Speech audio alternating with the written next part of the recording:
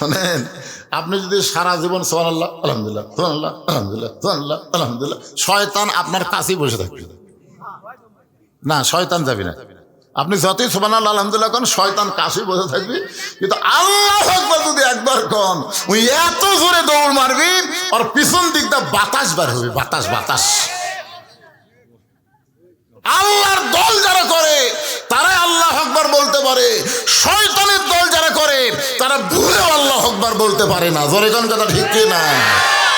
আপনার 54 বছরে দেখেননি কারা শয়তানের দল, কাদের মিছিলে আল্লাহু আকবার নাই, আপনারা দেখেননি ভাই? হ্যাঁ, আল্লাহ বলতেছেন মৃত্যু আর হায়াতকে আল্লাহ সৃষ্টি করেছেন লিয়াবলুয়াকুম, পরীক্ষা করার জন্য। জোরে কোন কি করার জন্য? পরীক্ষা করার জন্য তোমাদেরকে পরীক্ষা করা হবে। আর পরীক্ষার বিষয়টা হলো আইয়ুকুম আহসানু আমালা। পরীক্ষার সাবজেক্ট হলো সুন্দর আমল। সুন্দর আমলের পরীক্ষা আল্লাহ আমাদের করবেন। আপনারা বলেন তো, বর্তমান যে পরিবেশ বাংলাদেশে চলতেছে, এই পরিবেশে সুন্দর আমল করা যাচ্ছে? মনে করেন, বোঝানোর জন্য বলতেছি, একটা মুসলমান সন্তান জন্ম দিয়ে হিন্দুর বাড়িতে লালন পালন করবার দিছে। 10 বছর পরে মুসলমান তার সন্তানকে ফেরত নিছে। ওই সন্তান কি আল্লাহ কবে না ভগবান কবে? আবার হিন্দু জন্ম দিয়ে মুসলমানের বাড়িতে লালন পালন করতে দিছে, 10 বছর পরে হিন্দু তার সন্তানকে ফেরত নিছে। এই সন্তান কি ভগবান কবে না আল্লাহ কবে? তার মানে কি বুঝলেন? যে জন্ম দিলেই হিন্দু মুসলমান হয় না, হিন্দু মুসলমান হয় পরিবেশের কারণে। জোরে কোন কথা ঠিক কি না? বর্তমানে যেই পরিবেশ বাংলাদেশে চলতেছে, এটা কোন পরিবেশ? ছোট্ট বাচ্চা দোয়া দরুদ দিয়ে কান্না ভালো হয় না, মোবাইল দিলে কান্না থামে। জোরে কোন কথা ঠিক কি না? আর আমাদের যুবক ছেলেগুলো 4G 5G মোবাইল দিয়ে সারা দিন রাত 12টার পরে এর কেদা শুরু হয়। ভাই হায় হায় হায় রে, চিন্তা করছেন? যেই পরিবেশে মাসুম বাচ্চারা মোবাইল ছাড়া ভাত খায় না, যেই পরিবেশের যুবকরা মোবাইল ছাড়া ঘুমায় না, এই পরিবেশে স্বয়ং জিবরাইল এসেও যদি ওয়াজ করে, বাংলার জনগণকে ভালো করা যাবে না। ওয়াজের দিন শেষ, এখন আল্লাহর কোরআনের আইনের বাংলাদেশ। জোরে কোন কথা ঠিক কিনা? 13 বছর নবী মক্কাত ওয়াজ করছে, কাম হয়নি। 13 বছর নবীর ওয়াজ দে কাম হয়নি। জি, কার জগৎ ঘুম আসতেছে?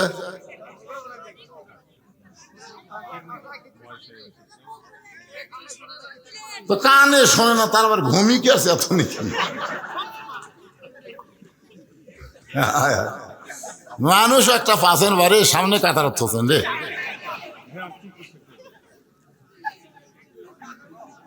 এবার চাষা কানে কম শোনেন, মাফলাটা খোলেন তো। আবার কানেও শোনেন, আবার চাপিয়া থোছে কান কম। কি শুনতেছেন, কি বুঝতেছেন? মাথা গেল রে আল্লাহ। ছোট ছোট বাচ্চারা সব চেতন হয়ে হাসতেছে, আর মুরব্বী কয় শুনবার পারতেছি না, ঘুম ধরতেছে। হ্যাঁ, একটু মনোযোগ দেন, আমি কি বলতেছি খেয়াল করছেন? হ্যাঁ, আল্লাহর পরিবেশ, যেই পরিবেশে সুন্দর আমল করা যাবে।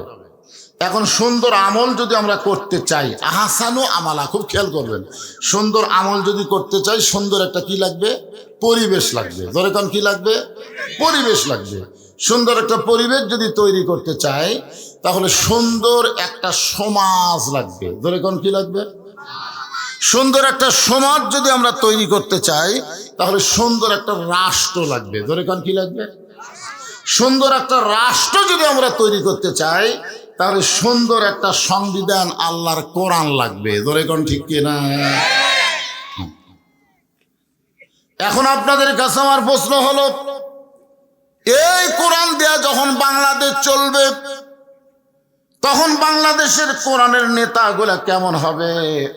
আর কোরআন যারা গ্রহণ করবে তারা কেমন কর্মী হবে? এই জিনিসটা আমাদের দেখার দরকার আছে না নাই? একটু মনোযোগ দিয়ে শুনবেন। আল্লাহর কোরআন দিয়ে যখন বাংলাদেশ চলবে, তখন এই বাংলাদেশের একজন নেতা কেমন চরিত্রের মানুষ হবে, তার চাল চরিত্র কেমন হবে, আর যারা কোরআন অনুযায়ী চলবে তখন তাদের অবস্থাটা কেমন হবে, এটা বোঝানোর জন্য বলতেছি। আল্লাহর নবীকে যিনি হত্যা করার জন্য রওনা দিয়েছিলেন, তার নাম হলো হযরত ওমর। কিন্তু আল্লাহর কোরআনের পরশে এমন একটা ভালো মানুষ হয়ে গেলেন, এক সময় আল্লাহ তাআলা এই কোরআন দিয়ে হযরত ওমরকে অর্ধ পৃথিবীর খলিফা বানায় দিলে। মসজিদের মেম্বরে বসে হযরত ওমর নিজের গালে নিজে চড় মারতেছেন। ডান হাতে ডান গালে চড় মারে, বাম হাতে বাম গালে চড় মারে। ওসমান গনি বলে, আমিরুল মুমিনিন, আপনি কি পাগল হয়ে গেলেন? নিজের গালে নিজে কেন চড় মারতেছেন? ওমর ফারুক বলে, ওসমান, আমার নফস আমাকে ধোঁকা দিয়েছে। মিন শাররিল ওয়াসওয়াসিল খান্নাস, আমার খান্নাস আমাকে বলেছে আমি নাকি অর্ধ পৃথিবীর খলিফা। ওসমান গনি বলতেছে, ঠিকই তো কইছে, আপনি তো অর্ধ পৃথিবীর খলিফা। ওমর ফারুক বলে, ওসমান, বর্তমানে আমি কি, এইটা কোনো মানুষ নয়। অতীতে কেমন ছিলাম, ভবিষ্যৎ আমার কি হবে, এই চিন্তা যারা করবে তারাই প্রকৃত মানুষ হবে। আমার কথাকে খেয়াল করলেন? আমি বর্তমানে চেয়ারে বসে যদি বলি, কি হনু রে, আমার অতীতের খবর কি? অতীত, আমার শ্বশুর বাড়ি কিন্তু শিবগঞ্জ। আমি অতীতে রাস্তায় রাস্তায় খাতা নিয়ে ঘুরতাম, রাস্তায় রাস্তায়। কোনো টুপিওয়ালা মানুষকে দেখলে বলতাম, ভাই আমাকে একটু দাওয়াত দেন তো, ওয়াজ করে ফেলি। তখন না না, আমরা যে বক্তার কাছে যাচ্ছি তার কাছে আগে যাই। 10 জনকে বললো, একজন আমাকে দাওয়াত দেয় না।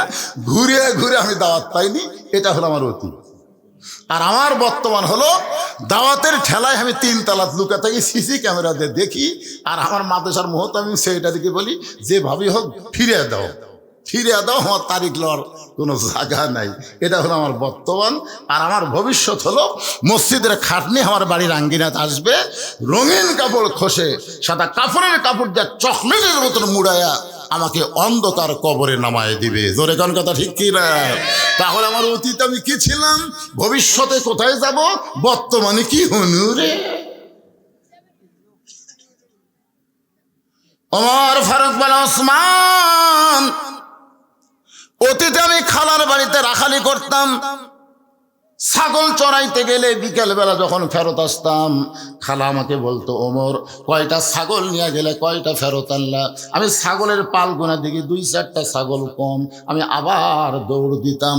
ওই পাহাড়ি এলাকায় ছাগলগুলো খুঁজে খুঁজে এনে যখন খালারে জমা দিতাম, খালা আমার মাথার চুল ধরে বলতো, ওমর, আজকে যেই ভুল করেছো, আগামীকাল যদি একই ভুল করো, তোমার রাখালির চাকরি কিন্তু ক্যান্সেল হয়ে যাবে।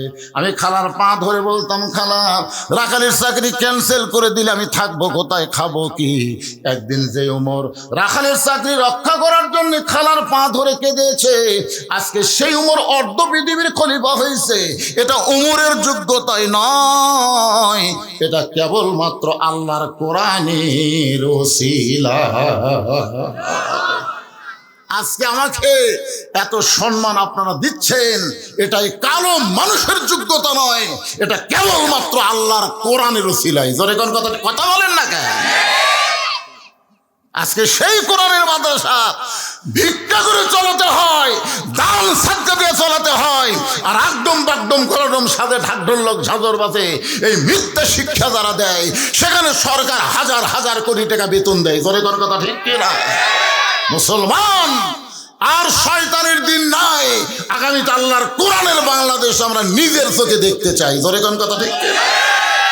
সমস্ত প্রাইমারি হাফেজি মাদ্রাসা করা হবে। কি মনে করতেছেন? একদম বাকডম আইরা আইটিয়ে নায়াভরা দিয়ে লালে গেল বোয়াল মাছে তাই না দেখে ভোদন নাচে, একটা শয়তানি শিক্ষা মুসলমানের জমিনে চলবে না। ইকরা বিসমি রাব্বিকাল্লাযী খলাক, খলাকাল ইনসানা মিন আলাক। জোরে বলেন কথা ঠিক কি না? আর কতদিন, আর কতদিন এভাবে চলবেন? এখন আগামীতে আমাদের শুভ দিন আসতেছে।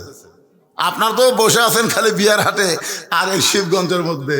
এই মানুষটা গোটা বাংলাদেশ ঘুরতেছে, গোটা বাংলাদেশ। গোটা বাংলাদেশ ঘুরে দেখেছি, এবার কোরআনের যে জোয়ার উঠেছে, এই জোয়ারকারকে থামাবার পারবে না। জোরে কোন কথা ঠিক না? তাই সামনে আসছে শুভ দিন, চিন্তা ভাবনা করে নিন। এখনই চিন্তা করে নেন, শয়তানের পক্ষে থাকবেন না কোরআনের পক্ষে থাকবেন, সিদ্ধান্ত নেন। আপনার মতো মানুষ যদি কোরআনের পক্ষে না থাকে, আল্লাহর কোনো ক্ষতি নেই। জোরে কোন কথা ঠিক কিনা? আর আপনি যদি কোরআনের পক্ষে আসেন, আপনারই লাভ হবে। এই কোরআনটা আসলে কেমন, এই কোরআনের পাওয়ারটা কেমন? অর্ধ পৃথিবীর খলিফা হযরত ওমর ছদ্মবেশে মদিনার অলি গলি ঘুরতেছেন শুধুমাত্র আল্লাহর কোরআনকে দেখার জন্য। আপনারা কিন্তু আইছেন কোরআন শোনার জন্য, শোনার জন্য না। আর ওমর ফারুক আল্লাহর কোরআন দেখার জন্য ঘুরতেছে। হঠাৎ হযরত ওমর দেখতে পাই দুই পাহাড়ের মাঝখানে বিস্তীর্ণ মরুভূমি, ওই মরুভূমির মধ্যে একজন রাখাল উট আর দুম্বা চড়ায়। হযরত ওমর আল্লাহর কোরআনকে দেখার জন্য রাখালকে সালাম দিলেন, আসসালামু আলাইকুম রাখাল ভাই, আমার পেটে ক্ষুধা লাগছে, আমি উটের এক পেয়ালা দুধ চাই। রাখাল মুস্কি মুস্কি হাসে। ওমর ফারুক বলে, রাখাল আমি তোমারে সালাম দিলাম, উটের দুধ চাইলাম, তুমি কোনো কিছু না কইরা মুস্কি মুস্কি হাসো, কারণ কি?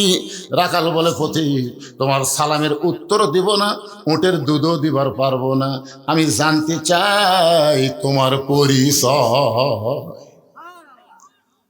ওমর ফারুক চিন্তাত পড়ে গেলেন যে আমি অর্ধ পৃথিবীর খলিফা ছদ্মবেশে আল্লাহর কোরআন দেখার জন্য বের হয়েছি, এখন যদি আমার পরিচয় দেই তাহলে গুমর ফাঁস হয়ে যাবে।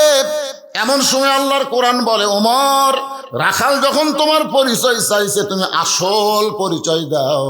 তোমার আসল পরিচয় হলো মিল্লাতা আবিকুম ইব্রাহিম হুয়া সাম্মাকুমুল মুসলিমিন। তোমার আসল পরিচয় হলো তোমার জাতির পিতা ইব্রাহিম।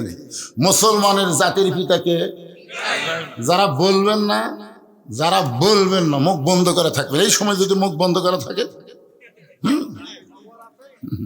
খবর আছে মানে মরার 2 ঘন্টা আগে মুখ বন্ধ, কেন করতে করতে জীবন থাকবে। আল্লাহ রাসূল বলেছেন, কোন ব্যক্তি যদি সারা জীবন পাপ করে আর মৃত্যুর সময় কলেমা উচ্চারণ করে যদি মারা যায়, শুধু কলেমা মুখে থাকার কারণে আল্লাহ তার জীবনের সব গুনাহ মাফ করে দেয়, সব। ওই যে দেখেন, ওই যে একটা আছে, ওই আমার খেয়াল করে টার্গেট মারছে, ওই যে খারাপ হয়ে আছে, দেখেন ওদের পিছনে। না, ওই খারাপ হয়নি, ওর কোনো দোষ নাই, ওর কোনো দোষ নাই, দোষ হলো ওর মায়ের। কারণ একজন ভালো একটা সন্তান চাইলে ভালো একটা মায়ের দরকার। জোরে কোন কথা ঠিক না? হ্যাঁ, এত মানুষ থাকতো আমার সব টার্গেট মারে, তার মানে এত ছোট অবস্থা টার্গেট মারে, ওই বড় হলে তো গুলি মারবি। জোরে কোন কথা ঠিক না? ওই ছোট বাচ্চারে নিয়ে এসে আদর করে বসে দেন। কি বুঝতেছেন? আমাদের জাতির পিতার নাম কি? এতগুলো মরদ মানুষ, মুসলমান মানুষ বাড়ি, এটা কি হিন্দুরা আছে নাকি রে? আমাদের জাতির পিতার নাম কি? হুয়া সাম্মাকুমুল মুসলিমিন, যিনি তোমাদের নাম দিয়েছে মুসলমান। ওমর ফারুক বলতেছে, রাখাল আমার পরিচয় যখন জানতে চাও, আমার পরিচয় হলো আমি একজন মুসলমান। রাখাল মুসকে মুসকে হাসার বলে, আসল না নকল? ওমর ফারুক চুপ করছে, কে রে, মুসলমান তো মুসলমানই, এর মধ্যে আসল নকল কি? রাখাল বলতেছে, আসল মুসলমান যারা হবে তারা চাওয়ার ব্যাপারে সতর্ক থাকবে, তারা কোনোদিন মহাস্থানে যাবে। মহাস্থানে যায় বাবা, বাবা আমার বাচ্চা হচ্ছিল বাবা, আমার দয়াল বাবার দরবারেতে কেউ ফিরে না খালি হাতে। আপনার বলেন তো, সুলতান বলকি মহেশ্বর পরশুরামের সাথে কি করছে? এই জনগণ কি করছে? বাতিলকে উৎখাত করে হকের বাতি জ্বালাইছে। আর পরশুরামের গোষ্ঠীরা ওইখানে গাঁজা খায়া মেলা বসায়। জোরে কোন কথা ঠিক কি না? আল্লাহর কোরআন যেদিন বাংলাদেশে চালু হবে, মহাস্থানে কোনো গাঁজার আসর চলবে। কি মনে করতেছেন গাঁজা খাবো? একটু মনোযোগ দেবেন। রাখাল বলতেছে, রে তুমি যদি মুসলমান হও, মুসলমান চাওয়ার ব্যাপারে সতর্ক থাকবে। দরকার হলে মুসলমান ফাঁসির মঞ্চে যাবে, কিন্তু রাষ্ট্রপতির কাছে বাঁচার দরখাস্ত লিখবে। এরকম মুসলমানকে আপনারা বাংলাদেশে দেখেন নাই? দরকার হলে ফাঁসির মঞ্চে যাবে, কিন্তু রাষ্ট্রপতির কাছে দরখাস্ত লিখবে না। পথিক, তুমি যদি আসল মুসলমান হও তাহলে তুমি দুধ চাইলা কার কাছে? উমর ফারুক চোখের পানি বের করে কান্দে আর মনে মনে কয়, আল্লাহ, কোরআন দিয়ে যখন দুনিয়া চলবে, উমর যদি ভুল করে একটা রাখাল পর্যন্ত ভুলটা ধরতে পারবে। ওমর ফারুক বলেন, রাখাল ভাই, চাওয়ার ব্যাপারে আমার ভুল হয়ে গেছে। রাখাল বলতেছে, ভুলটা যখন স্বীকার করছো তাহলে তওবা করো। আপনারা বলেন যে তওবা করার সুযোগ আছে না নাই? এতদিন যারা আওয়ামী লীগ করেছে, এখন দেখতেছে সব বড় বড় নেতা পলে গেছে, চামচাগুলা খেলা হাউমাউ করতেছে। আমি তাদেরকে বলি, তোমরা যদি বুঝতে পারো আওয়ামী লীগ দল করা ভুল হয়ে গেছে, তাহলে এখন তওবা করো। তওবা করে ভালো একটা দলে ভর্তি হওয়ার সুযোগ আছে না নাই? আছে না নাই? যে লোকটা মাগরিবের নামাজ পড়েনি, এশার নামাজ পড়েনি, ওই ওয়াক্ত নামাজ না পড়ে আওয়াজ শুনতেছে, আপনারা কি জানেন যারা নামাজ পড়ে নাই তাদের রেজাল্ট কি? রাসূল বলেছে, লা সলাতা লা ঈমানা, যার নামাজ নাই তার ঈমান নাই। লা সলাতা লা দীন, যার নামাজ নাই তার কোনো ধর্ম নাই। বাইনাল আবদ ওয়াল কুফরি তরকুস সালাত, বান্দা কাফের মধ্যে পৃথক করার জিনিসটার নামই হলো নামাজ। যারা মাগরিবের নামাজ না পড়ে ওয়াজ শুনতেছে, এরা কিন্তু নামে মুসলমান কিন্তু কামে হলো কাফের। ধরে কোন ঠিক কিনা? কিন্তু এই মুহূর্তে যদি তারা নিয়ত করে, এই মুহূর্তে যদি তারা মনে মনে নিয়ত করে, আল্লাহ ফজরের নামাজ থেকে আর বাকি নামাজ বাদ দিব না, আল্লাহ বলে, বান্দারে, নিয়ত করার সঙ্গে সঙ্গে তোর তওবা হয়ে গেল। আমি আল্লাহ তওবা কবুল করে যত নামাজ না পড়ার পাপ হয়েছে, আমি সব পাপকে মাফ করে দিলাম। এখন বলেন, ভুল করে যদি আমরা মাপ চাই, মাপ পাওয়ার সুযোগ আছে না নাই? রাখাল বলে, পথিক, চাওয়ার ব্যাপারে যখন ভুল স্বীকার করেছো তুমি তওবা করো। উমর ফারুক বলে, রাখাল ঠিক আছে, আমি তওবা করতেছি। রাখাল বলে, তুমি মূর্খ মানুষ, তুমি তওবা কেমনে করবা? বরং আমি তওবা করাই, তুমি আমার সঙ্গে তওবা পড়ো। উমর ফারুক বলে, রাখাল, আমি মূর্খ এই কথা তোমাকে কে কইল? রাখাল কয়, আমি বুঝি না, চাওয়ার ব্যাপারে যে সতর্ক হয় না সে হলো সবচাইতে বড় মূর্খ। ডক্টর কামাল যতই সংবিধান লেখুক, 18 সালে সিলেটের শাহজালাল মাজারে আর জ্ঞাতি গোষ্ঠী নিয়ে গেছিল, আপনারা জানেন? শিক্ষিত মানুষ জানবে। বাবার দরবারে বলছে, বাবা এবার আমরা ভোটার দাঁড়াচ্ছি। ভোটার দাঁড়াচ্ছ কার কাছে? আল্লাহ কোরআনে বলেছে, ইয়া আইয়ুহাল্লাযীনা আমানুস্তাঈনু বিস-সাবরি ওয়াস-সালাহ ইন্নাল্লাহা মা'আস সাবিরিন। চাওয়া লাগবে কার কাছে? কিসের মাধ্যমে? নামাজের মাধ্যমে, ধৈর্যের মাধ্যমে আল্লাহর কাছে সাহায্য চাইতে হবে। আল্লাহ বাদ দিয়ে যখন মাজারে যায়, সে যত বড়ই ডক্টর কামাল হোক, সে হলো সবচাইতে বড় মূর্খ। রাখাল বলে, চাওয়ার ব্যাপারে তুমি সতর্ক না, তুমি হলো মূর্খ। আমি তওবা পড়াই, তুমি আমার সঙ্গে তওবা পড়ো। এবার রাখাল হযরত উমরকে তওবা পড়াচ্ছেন। যারা মাগরিব এশার নামাজ পড়েন নাই, এশার নামাজ যারা পড়েছেন ঠিক মতো, আমরা হয়তো পড়তে পারি নাই, তওবা করলে কোনো অসুবিধা। তাহলে সবাই আমার সঙ্গে তওবা পড়ুন। আস্তাগফিরুল্লাহ, সকলে পড়ে, যুবকেরা সবাই পড়ো।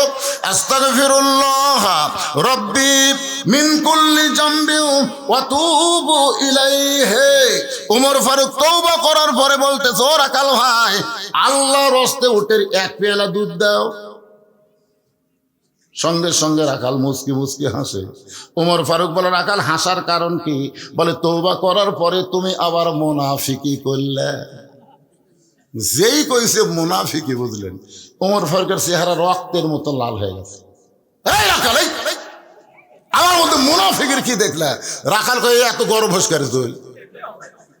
রাখাল কি জানে এটা? কে জানে? তাই তুই এত গরম হোস কেন? তুই চিন্তা করে দেখ, লিমা তাকুলু মা লা তাফালুন, তোর মুখের সাথে মনের মিল নাই। তুই সত্যি করে বলতো, আমি কি উটের মালিক? আমি যদি উটের মালিক হইতাম, তুমি আমাকে রাখাল বললা কেন? আর যখন আমাকে রাখাল বলেছ, তখন তোমার মন বলতেছে আমি উটের মালিক না। মালিক বাদ্দা রাখালের কাছে আল্লাহর হস্তে চাইলেও রাখাল দিবার পারবে, যার প্রমাণ আমি নিজে। আপনার এক মাহফিলে ওয়াজ করে কেবল নিচে নামছি, ইতিমধ্যে এক লোক 100 টাকার কসকসা নোট এনে হাতের মধ্যে হুজুর দোয়া করে। টাকা পকেটে থুয়ে বলি, বাবা কিসের দোয়া? বলে হ্যাঁ, বইয়ের পেটে বাচ্চা চাইছে হুজুর, আল্লাহ যেন একটা পুত্র দেয়, দোয়া করেন। তখন আমি 200 টাকা বের করে দিলাম। হুজুর আমি তো টাকা চাইনি। পাগলা, তুই তো জানিস না রে, আমি 3 মেয়ের বাপ, আল্লাহ আমাকে কোনো পুত্র দেয়নি। প্রথম মেয়ে যখন হলো, পরের বার বইয়ের পেটে যখন বাচ্চা আইলো, আমি খুবই কান্দিছি, আল্লাহ একটা মেয়ে তো দিছো, একটা ছেলে যায়, আমার দোয়া দিয়ে যদি আমার বইয়ের পেটেটাই পুত্র না হয়, তো তোর বইয়েরটা হবে। তখন বলে হুজুর তাহলে আপনি টাকা আপনি নেন, আমারটা আমার দেন। ওরে টাকা দিলেই মারতেছে, দৌড়ে। আমরা কোথায় যাবি? বলে যে হুজুরের বেটা ছাওয়াল আছে। আমি বললাম কোনো হুজুরের কাছে না, কোনো বাবার কাছে না, কোনো পীরের কাছে না, পাওয়ার যদি চাও মালিকের কাছে চাও। জোরে কোন কার কাছে? রাখাল বলে পথিক, সত্যি যদি আল্লাহর হস্তে উটের 1 পেয়ালা দুধ চাও, তাহলে এখানে মালিকের বাড়ি হলো 10 মাইল দূরে। ওই 10 মাইল দূরে মালিকের বাড়ি গিয়ে বলো, মালিক তোমার রাখাল উট আর দুম্বা চড়ায়, তুমি মালিক যদি হুকুম দাও তাহলে রাখাল আল্লাহর হস্তে উটের 1 পেয়ালা দুধ দিবে। ওমর ফারুক বলে, রাখাল ভাই অত দূর মালিকের বাড়ি যাওয়ার দরকার আবার নাই, বরং তোমাকে 2টা টাকা দিলাম, এই 2টা টাকার বিনিময়ে তুমি উটের 1 পেয়ালা দুধ দাও। রাখাল মুসকি মুসকি হাসার বলে, পথিক তুমি কি হযরত ওমরকে চেনো? কাকে বলতেছে? হযরত ওমরকে। রাখাল বলতেছে, পথিক তুমি কি হযরত ওমরকে চেনো? যদি ওমরকে চিনতা তাহলে এরকম বেসাইদা কথা বলতা না। ওমরের গুপ্ত বাহিনী যদি দূর থেকে দেখবার পায়, তুমি আমারে 2 টাকা ঘুষ দিছ, আর মালিক বাদ্দা তোমাকে উটের 1 পেয়ালা দুধ দিলাম, তাহলে তোমাকেও ধরবে আমাকেও ধরবে। এই বুড়া বয়সে কি তুমি ধরা পড়বার চাও? ওমর ফারুক বলে, রাখাল ভাই তাহলে চলো পাহাড়ের গুহার মধ্যে যাই, ওই গুহার মধ্যে গিয়ে তোমাকে গোপনে 2টা দিরহাম দিব, তুমি গোপনে উটের 1 পেয়ালা দুধ দিবে, ওমরের গুপ্ত বাহিনীও দেখতে পাবে না, তোমার মালিকও জানতে পারবে না। রাখাল চিল্লায় বলে, তুমি ভণ্ড, তুমি ভণ্ড, তুমি ভণ্ড। ওমর ফারুক বলে, রাখাল আমার মধ্যে ভণ্ডামির কি দেখলাম? রাখাল বলে, পথিক রে, ওই পাহাড়ের গুহার মধ্যে দেওয়া নাও করলে ওমরের গুপ্ত বাহিনী দেখতে পাবে না, আমার মালিক জানতে পারবে না, কিন্তু রাখালের আল্লাহ দেখতে পায়। যেই কইছে রাখালের আল্লাহ দেখতে পায়, হযরত ওমর এক দৌড়ে পাহাড়ের পাদদেশে গিয়া 2 রাকাত নামাজ পড়ে আল্লাহর কাছে কাঁদতেছে আর বলতেছে, আল্লাহ তোমার কোরআন এত সুন্দর, আল্লাহ গো আজকে আমি বাস্তব কোরআন রাখালের মধ্যে রেখেছি, আসলে রাখাল না, রাখাল যেন তোমার বাস্তব কোরআন। আল্লাহ তোমার কোরআন এত সুন্দর, তোমার কোরআনের আইন যখন দুনিয়াতে চালু থাকবে তখন কেউ না দেখলেও আল্লাহ দেখবে, এই বিশ্বাস প্রত্যেকটা মুসলমানের কলিজার মধ্যে ঢুকবে। কেউ না দেখলেও কে দেখতেছে? আর আসলে নামাজ পড়ে জমি ধান দেখতে গেছে, যা দেখে উপর জমির পানি চলমল করতেছে, নিচে ওর জমির পানি নাই, চারিদিকে তাকায়, তাকে দেখে কেউ নাই, আস্তে করে বসে কাটা দিয়ে ওই পানি দিয়ে হাত ধসে ধুই আবার দাঁড়ায় চারিদিকে তাকায় বলতেছে, আলহামদুলিল্লাহ কেউ দেখেনি, কেউ দেখেনি। সকালবেলা ভোট হয় দিনের বেলা, আর গল্প করতেছে সকালবেলা, তুই রাত্রে কয়টা মারছি? তো কয় ভাই রে মার্কা ঠিক মতো দেখা যায় না তো, এই জন্যে মোমবাতি জ্বলে নৌকা মার্কা 100টা মারছি ভাই। 5 লাখের মোমবাতি জ্বলাচু করে আমি মোবাইলের বাতিতে 200টা মারছি রে, খালি মার্কার কেউ দেখে, আরে পাগলা দরজা জানলা বন্ধ করে মারছি রে, দেখবি কি? তখন 2 কান্দে 2 ফেরেশতা আল্লাহ বলতেছে, আল্লাহ এরা যে গল্প করতেছে কেউ দেখেনি, তাহলে আমরা 2 ফেরেশতা কি করতেছি? তখন আপনারা বলেন 2 কান্দে 2 ফেরেশতা কি করতেছে? দেখেনি, লেখেনি, লেখেনি তো লেখবার যখন যাচ্ছে তখন বলতেছে, আল্লাহ একজন বাপের বেটা 1টা ভোট দিবি, কিন্তু এরা যে 200টা দিল, এরকে বাপ কয়টা? আল্লাহ বলতেছে যারা একের অধিক ভোট দিল তারকে ওটি লেখা তো জাউরা। কি লেখা তো? জাউরা। যারা একটার বেশি ভোট দিছে এরা কেউ বৈধ সন্তান না, এরা হলো জাউরা সন্তান। কথা বল না, এ কথা বল না কেন? তোর বাপ কয়টা, তুই ভোট দিল কয়টা? মনে করতেছেন আপনি ছাড় পাইয়া যাবেন? ফুলগুলো হয় অভিমানে ঝরে যায়, আমি মালা গেথে বলো কারে পরাবো, সে যে কেন এলো না কিছু ভালো লাগে না, কবরে আসুক তরে আমি সিল মারিব। জাগা মতো সিল হবে কি হবে না কথা বলেন? ওমর ফারুক 2 রাকাত নামাজ পড়ে কান্দের বলে, আল্লাহ তোমার কোরআন এত সুন্দর, আমি রাখালকে দেখি নাই, রাখালের ভিতর আল্লাহ তোমার কোরআন দেখতে পায়। এমন সময় রাখাল পিছনে এসে বলতে পথিক, যতই কান্দ উটের দুধ দেওয়া গেল না। ওমর ফারুক বলে, রাখাল ভাই উটের দুধের কোনো দরকার নাই, বরং তোমার কাছে আমি জানতে চাই তুমি না দেখা আল্লাহকে কলিজার মধ্যে জায়গা দিয়ে আল্লাহর কোরআন অনুযায়ী চলতেছ, এর বিনিময়ে তোমার চাহিদা কি? 50 বছর কোরআনের হক তাফসীর করে 13 বছর জেলখানায় বন্দি থেকে হাসপাতালে ভর্তি করা হলো। আপনারা বলেন তো এরপরেও আল্লামা সাইদি হুজুরের চাহিদা কি? একটা চাহিদা নাই? চাহিদা নাই? তুমি একটা রোদে পুড়ে পুড়ে উর্দু ছড়াও, তোমার একটা ভালো খাওয়া নাই, ভালো বাড়ি নাই, এরপরেও তুমি আল্লাহর কোরআন চলো। রাখাল তোমার চাহিদা কি? সঙ্গে সঙ্গে রাখাল চোখের পানি বের করে বলে, পথিক আমার চাহিদার কথা যখন শুনতে চাও, আমার চাহিদা হলো রব্বানা, সকলে পড়েন রব্বানা আতিনা ফিদ দুনিয়া হাসানাতাও ওয়া ফিল আখিরাতি হাসানা ওয়া কিনা আযাবান্নার। ওমর ফারুক বলে, রাখাল ভাই আমি মূর্খ মানুষ ভাই রে, আমি মূর্খ রে ভাই, তোমার কাছে চাহিদার কথা শুনতে চাইলাম আর তুমি কোরআনের আয়াত শোনায় দিলা। রাখাল বলে, তুমি আসলেই মূর্খ।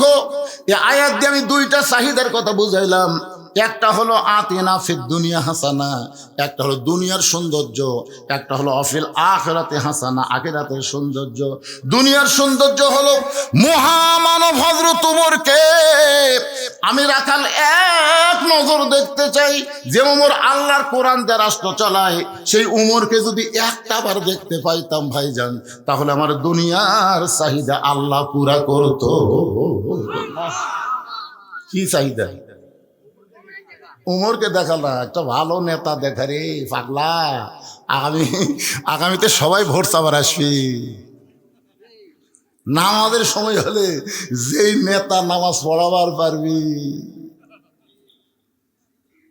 কতগুলা নেতা পড়বি, কতগুলা পড়াবি, কোনটা ভালো নেতা একটু খেয়াল করে শুনবেন।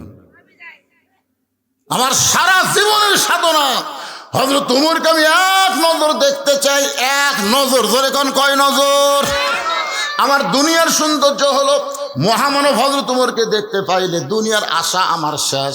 আমার 2 নম্বর চাহিদা হলো আমি রাখাল যখন মরে যাব, অধম রাখালকে আল্লাহ যেন জান্নাত দেয়। সঙ্গে সঙ্গে হয়তো তোমার দৌড়ে এসে রাখালের হাতটা ঠফ করে ধরে 3 বার চুমা খাস। রাখাল কয় পাগলা নাকি? আমার ঘামা হাতে তুমি 3 বার চুমা খাওয়ার কারণ? ওমর ফারুক বলে, রাখাল ভাই তোমার 2 নম্বর চাহিদা আল্লাহ পুরা করছে, মরার সাথে সাথেই আল্লাহ তোমাকে জান্নাত দিয়ে দিবে। আপনারা সুবহানাল্লাহ করলেন, কিন্তু রাখাল সুবহানাল্লাহ কয় না।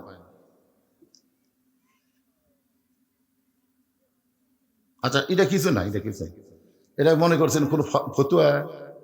কোনো ফতুয়া লয়, কোনো নিষেধ নেই। আগেকার দিনের কাগজ দিলে মনে হচ্ছিল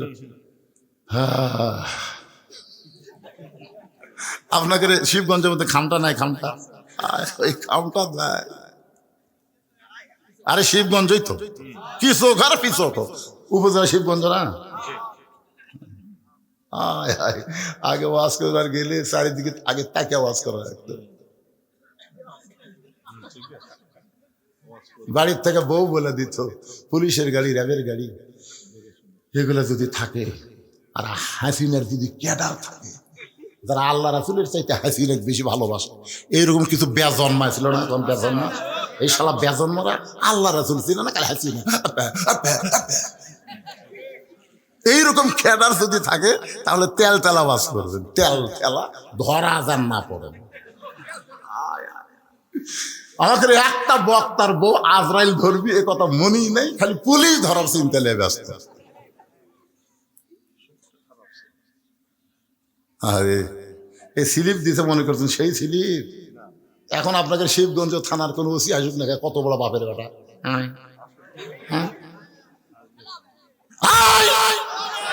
বজুসের মাহফিল কোন নেতাই আগে আমাকে হাতত বল আসলে কিন্তু প্রয়োগ করিনি, এখন বল খালি সাইজ মতো মারমো। তোর এখন কথা ঠিক না? আমরা কি কাউয়া কাদের মতন মাজা ভাঙ্গা মনে করছে?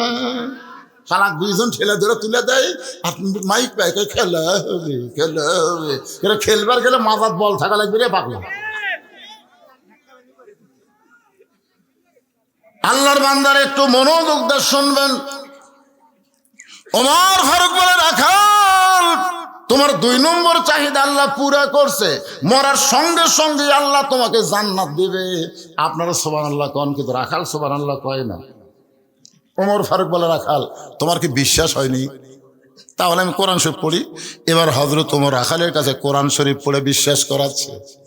ইন্নাল্লাযীনা ক্বালু ربنا الله ثم استقاموا تتنزل عليهم الملائكة ألا تخافوا ولا تحزنوا وأبشروا بالجنة التي كنتم توعدون।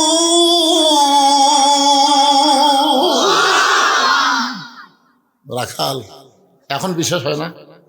মরার সাথে সাথে আল্লাহ তোকে জান্নাত দিবে। রাখাল খালি মুচকি মুচকি হাসে। ওমর ফারুক বলে, হাসিস কেন? বলে, মরে গেলে জান্নাত পাবো এ কথা ভালোই বলতিস, কিন্তু হযরত উমরকে এক নজর দেখতে পাবো, এই লগত কথা বলতে তোর কোন জায়গাত বাজে? যে আমার শাহ আলম ভাই 1 লাখ টাকা বাকি দিয়ে গেল, জোরে কোন কথা ঠিক কিনা? লগত 50,000 টাকা দিলে তো কোন জায়গাত বাজে? হ্যাঁ, আরে পাগলা, মানুষ কিন্তু যা দেখে তাই বোঝে। আওয়ামী লীগের নেতার বিএনপির নেতা তো এক লয়। শাহ আলম ভাই তো টাকা দিবি না? যখন দিবে না অবশ্যই দিবে, কিন্তু আমরা তো এর আগে তো বহু আদায় করছি ভাই। 4 টন 3 টন 2 টন মারহাবা দৌয়া, পরের বছর আবার গেছি, খবর কি দেয়নি। কি বাকির উপর দোয়া করে কেন রে? একটা টাকাও দেয়নি রে।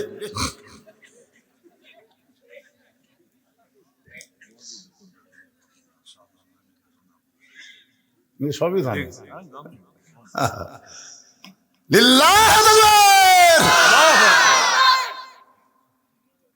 বাকি মরে গেলে জান্নাত পাবে কথা সহজেই বলতেছ, কিন্তু হযরত ওমরকে এক নজর দেখতে পাবো, এই নগদ কথা বলতে তোমার কোন জায়গায় বাজে? ওমর ফারুকের চোখ দিয়ে দর দর করে পানি পড়তেছে। যে রাখাল আমাকে তওবা পড়াইছে, যে রাখাল আমাকে মুনাফিক কইছে, যে রাখাল আমাকে ভণ্ড কইছে, এখন যদি বলি আমি ওমর, বলাও সারা, রাখাল হাট ফেল করে মরাও সারা। জোরে কোন ঠিক কিনা? কি করছে?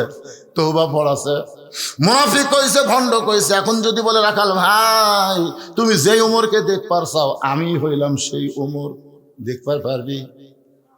শুনে এর নাম হল হাট ফেল করা। ওমর ফারুক চিন্তায় পড়ে গেলেন, আমি ওমর এইটা রাখালকে কেমনে বলবো? এমন সময় আল্লাহর কোরআন বলতেছে, উদউ ইলা সাবিলি রাব্বিকা বিল হিকমাহ। রাখাল সত্যি যদি ওমরকে দেখতে চাও, তাহলে তোমাকে ফজরের নামাজ সামনে কাতারে আদায় করা লাগবে। ফজরের নামাজ যদি সামনে কাতারে আদায় করো, মেহরাবের মধ্যে যেই মানুষটাকে ইমামতি করতে দেখবে, সেই মানুষটি হলেন হযরত ওমর। তার মানে কি বুঝলেন? আল্লাহর কোরআন দিয়ে যখন রাষ্ট্র চলবে, তখন এমপিকে শুধু সংসদের মধ্যে ভাষণ দিলে হবে না, জুম্মাতেও খুতবা দেওয়া লাগবে। জোরে কোন ঠিক না? কেবল খুতবা দেওয়ার জন্য ওমর ফারুক দাঁড়াছে, মাঝখান থেকে একজন খাড়া হচ্ছে। ওমর ফারুক বললেন, এজলেস। না না, কি হয়েছে তোমার? বলে আমার কোনো খাটো পাঞ্জাবি দিয়ে আপনি লম্বা জুব্বা করে খুতবা দিবেন? যতক্ষণ পর্যন্ত আপনার লম্বা জুব্বা কোথায় পেলেন এটা না বলবেন ততক্ষণ আপনার খুতবা আমরা শুনবো না। বাংলাদেশের মতন ৯৬টা দেশের খলিফা তখন হযরত উমর, এই পুচকে একটা দেশের প্রধানমন্ত্রী না, অর্ধ পৃথিবীর খলিফার জুব্বা লম্বা, খুতবা বন্ধ করে দিচ্ছে। উমর মুচকে মুচকে হাসতেছে আর বলতেছে, আল্লাহ আল্লাহ, যতদিন পর্যন্ত মুসল্লি লোকমা দেবে ততদিন পর্যন্ত নেতারা খারাপ হওয়ার কোনো সুযোগ পাবি না। ধরে কোন কথা ঠিক কিনা?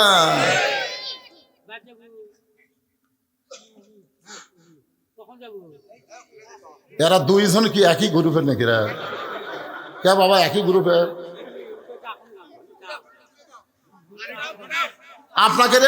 আপনাকে যে বয়স, আপনার পেনশন পাচ্ছেন বাজান, আপনার যদি নামাজ না পড়েন, রোজা না করেন, ওয়াজ না শোনেন, তারপরে জান্নাতে যাবেন জানেন? একটা বুড়াকে আল্লাহ জান্নাত দিবেন, একটা বুড়াকে দিবেন। এরকে জুয়ান বানে আল্লাহ জান্নাত দিবে। যৌবন বয়সে যে আল্লাহর ইবাদত করছে ওই ইবাদতের কারণে এরা জান্নাত পায়। বুড়া মানুষ কানে শোনে না, এই কষ্টের মধ্যে ল্যাপ পোশাক বাদ দিয়ে এই সামনে বসতে খালি ডিস্টার্ব করতে দেয়।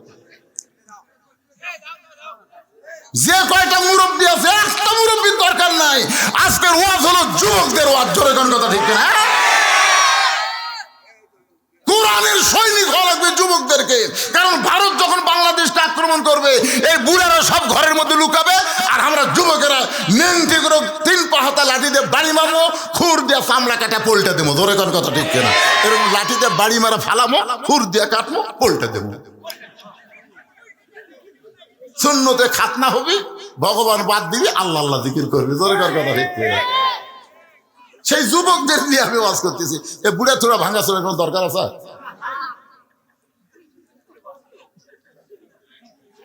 না না, আপনি বলতেছেন না, আপনি তো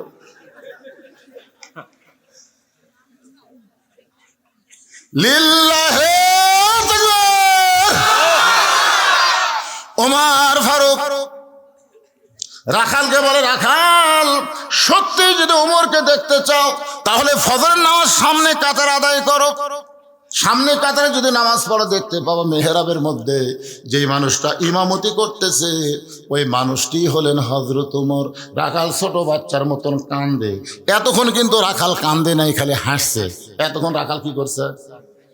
এবার কান্না শুরু করছে। ওমর ফারুক বলে, রাখাল কান্দার কারণ কি? রাখাল বলতেছে, আমি বারান্দাত নামাজ পড়ি, আমি মসজিদের ভিতরে ঢোকার সাহস পাই না। ওমর ফারুক বললেন, কেন ভাই মসজিদের মধ্যে কেন ঢোকো না? বলে, মসজিদের মধ্যে দামি দামি সাহাবী, ওই দামি দামি সাহাবের মধ্যে আমি সাধারণ রাখাল কেমনে যাই?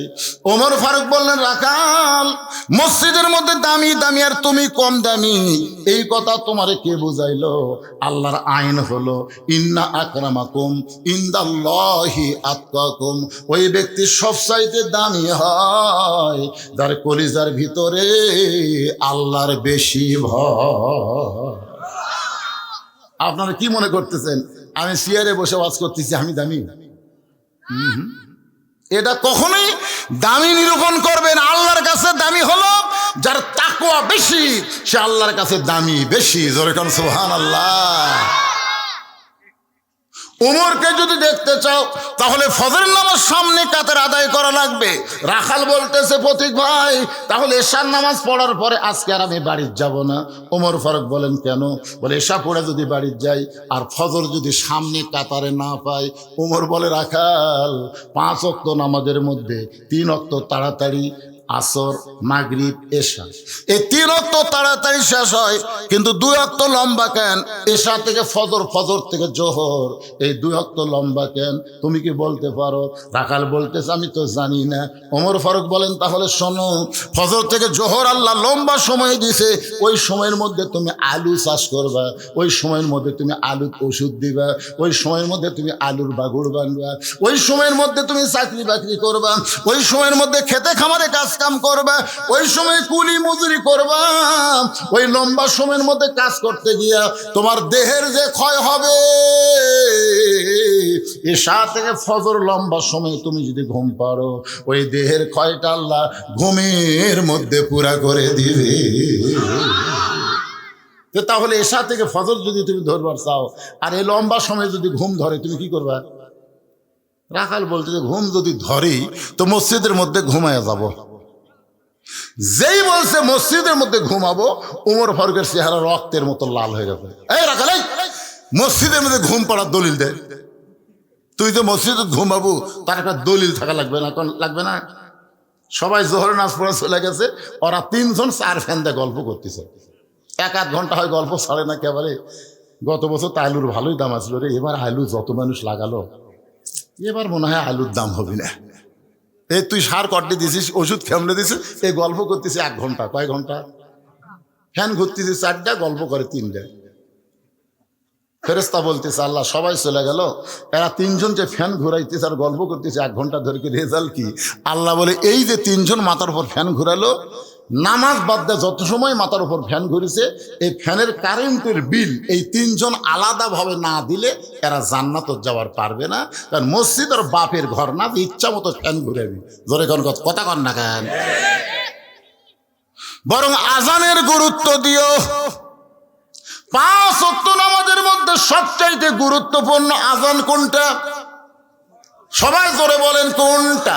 ফজরের। জোরে বলেন কোনটা?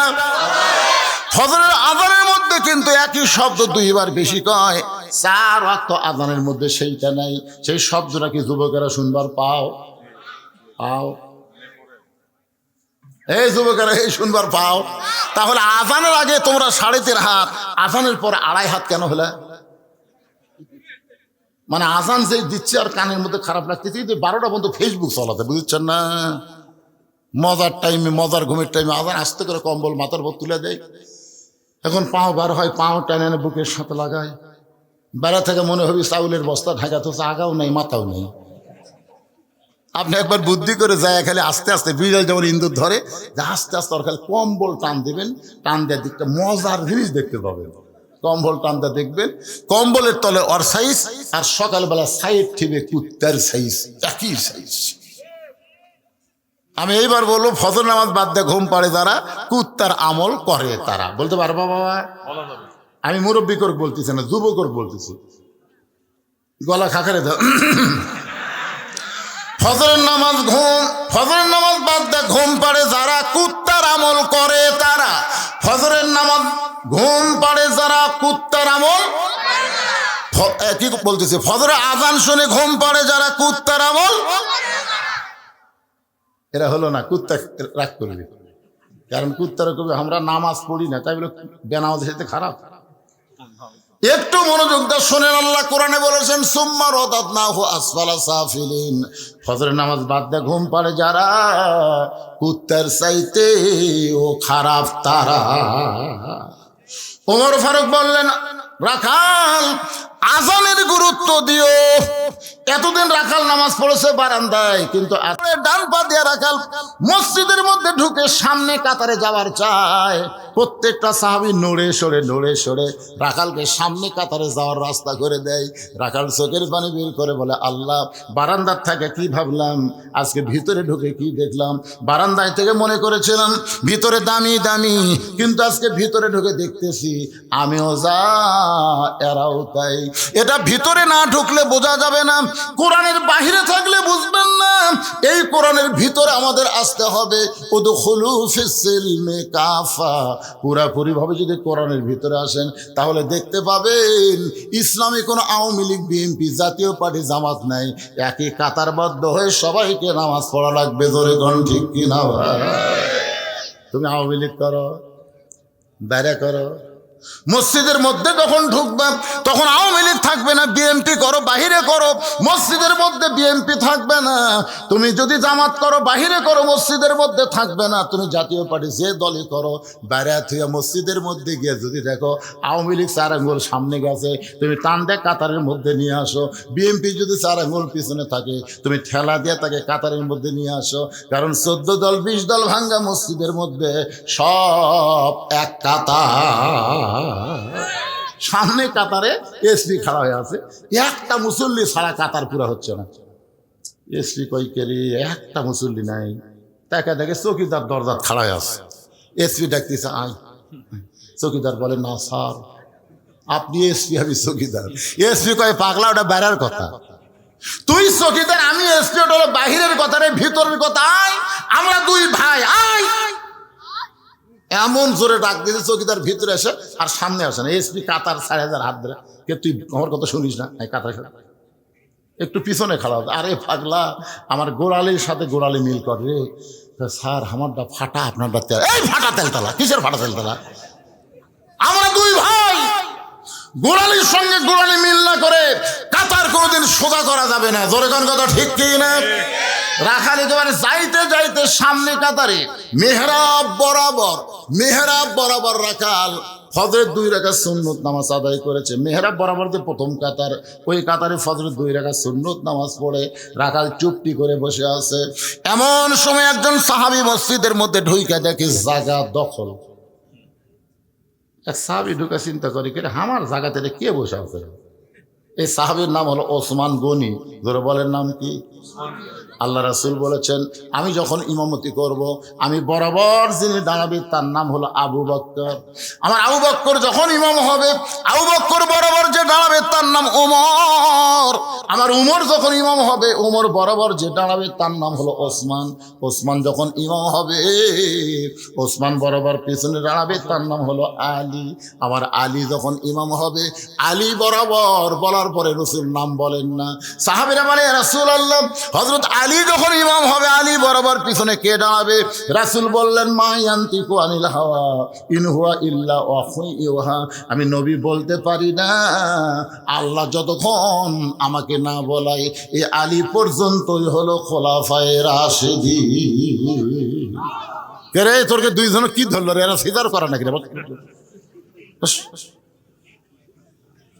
এবারে যে ঘুম আসো, কি চকচকা দাঁত বার করে আছে। বুড়ার আবার দাঁত পড়ছে। বেশি দুষ্টামি করলে দাঁত কিন্তু উঠবি না, উনকে বুড়াই থাকা লাগবে না। দোয়া করে দেবো তাড়াতাড়ি তোর দাঁত ওঠে। সুবহানাল্লাহ, ধরে গেল সুবহানাল্লাহ। এত ছোট বাচ্চারা সামনে হাসতেছে পারে, চোখের মধ্যে ঘুম নাই। রাত প্রায় 11:30 বাজে গেছে। একটু মনোযোগ দিয়ে শুনতে হবে। ওসমান গনি দেখে আমার জায়গায় কে বসে আছে। নবীর যত সাহাবী সবচাইতে নরম সাহাবীর নাম ওসমান গনি। আস্তে আস্তে রাখালের কাছে এসে দেখে সামান্য একটা ফাঁক আছে। ওই ফাঁকের মধ্যে ফজরের 2 রাকাত সুন্নত নামাজ আদায় করলেন। আদায় করার পরে কিতাবের মধ্যে আছে ওসমান গনি রাখালের দিকে 3 বার তাকাইছে। ধরে কোন কয়বার? 3 বার। তাকানোর কারণ হলো কোনো দিনও দেখেনি, আজকে প্রথম। একটা লোক সামনে কাতারে প্রথম দেখলে একবার, যেই তাকাতে 2 বার তাকাতে 3 বার সেই ওসমান গনি তাকাইছে। এই মিয়া, বারবার তুই কি দেখিস মিয়া? মানে শোনেন, মূর্খ মানুষের দিকে যদি বারবার তাকান, মূর্খ মানুষ রাগ করবি না? একটা ভ্যান আলার দিকে গেলে আপনি 2 বার তাকান, দেখেন কি গরম হয়ে গেল। আমি একবার তাকাইছিলাম, মানে আমার গাড়ির সাথে একের বাইজে দিবি ভাব। মানে ওরা কিন্তু অটো ভ্যানের ব্রেক দুর্বল, আর ওরা কোনো সময় রাস্তার থেকে নামবি না। দরকার আমরা গাড়ি নামান লাগবে, ওরা নামবি না। আমি খালি একটু তাকাতে, হুজুর গাড়ির চড়ে বেড়ান তো, খালি টিয়ারিং ঘুরান আর যায় আমাকে রে। ওরে বাবা রে, মূর্খ মানুষের দিকে তাকালে গরম হয়। রাখাল 3 বার তাকানোর কারণে, এই মিয়া বারবার আমার দিকে কি দেখো মিয়া? সঙ্গে সঙ্গে ওসমান গনি নরম মানুষ কাঁপতে কাঁপতে দাঁড়ায় গেছে। ওসমান গনি বলে, ভাইজান আমি তো কিছুই বলিনি ভাই, খালি বারবার 3 বার তাকাইছি, তুমি এত গরম হইলা, তোমার পরিচয়? বলে, আমার পরিচয় হলো আমি একজন রাখাল। আমি একজন রাখাল। যেই বলেছে আমি একজন রাখাল, সঙ্গে সঙ্গে ওসমান গনি মুচকি মুচকি হাসতেছে। মুচকি মুচকি হাসার কারণ হলো, রাখাল যারা হবে তাদের ভাষা নরম হলে চলবে না, রাখালের ভাষা গরম হওয়া লাগবে। বাবা গরু ওদিকে যাস না বাবা, আবাদ আছে। এভাবে বাবা বাবা করলে গরু কথা শুনবে। আর যদি বলে এই গরু, আরে এক ধাপ যদি সামনে বাড়ে, মানুষের চাইতে গরু কিন্তু বেশি শোনে। এখন আপনারা বলেন, রাখালি করবার গেলে মাঝে মধ্যে ভাষা গরম হওয়ার দরকার আছে না নাই? আল্লাহ রাসূল বলেছেন, প্রত্যেকটা অভিভাবককে আল্লাহ রাখালের দায়িত্ব দিয়ে দুনিয়াতে প্রেরণ করেছে। এখন হয়তো আপনারা চিন্তা করবেন, হুজুর আমার তো গরু ছাগল কিছুই নাই, আমি কার রাখালি করব? আপনি চোখ বন্ধ করে দেখেন, আছে, একটু চোখ বন্ধ করে দেখেন, আপনার বাড়িতে 42 বছরের একটা গাভী আছে, আপনার বাড়িতে 22 বছর একটা আড়ে আছে, আপনার বাড়িতে 15 বছর একটা বকনা আছে, 42 বছরের গাভী হলো আপনার বউ।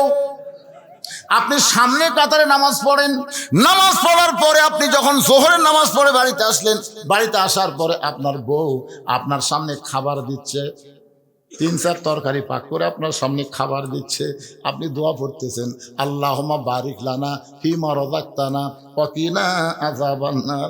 আল্লাহ কয় যতই দোয়া পড়া খাতি জাহান্নামত যাবি। কি করা লাগবে?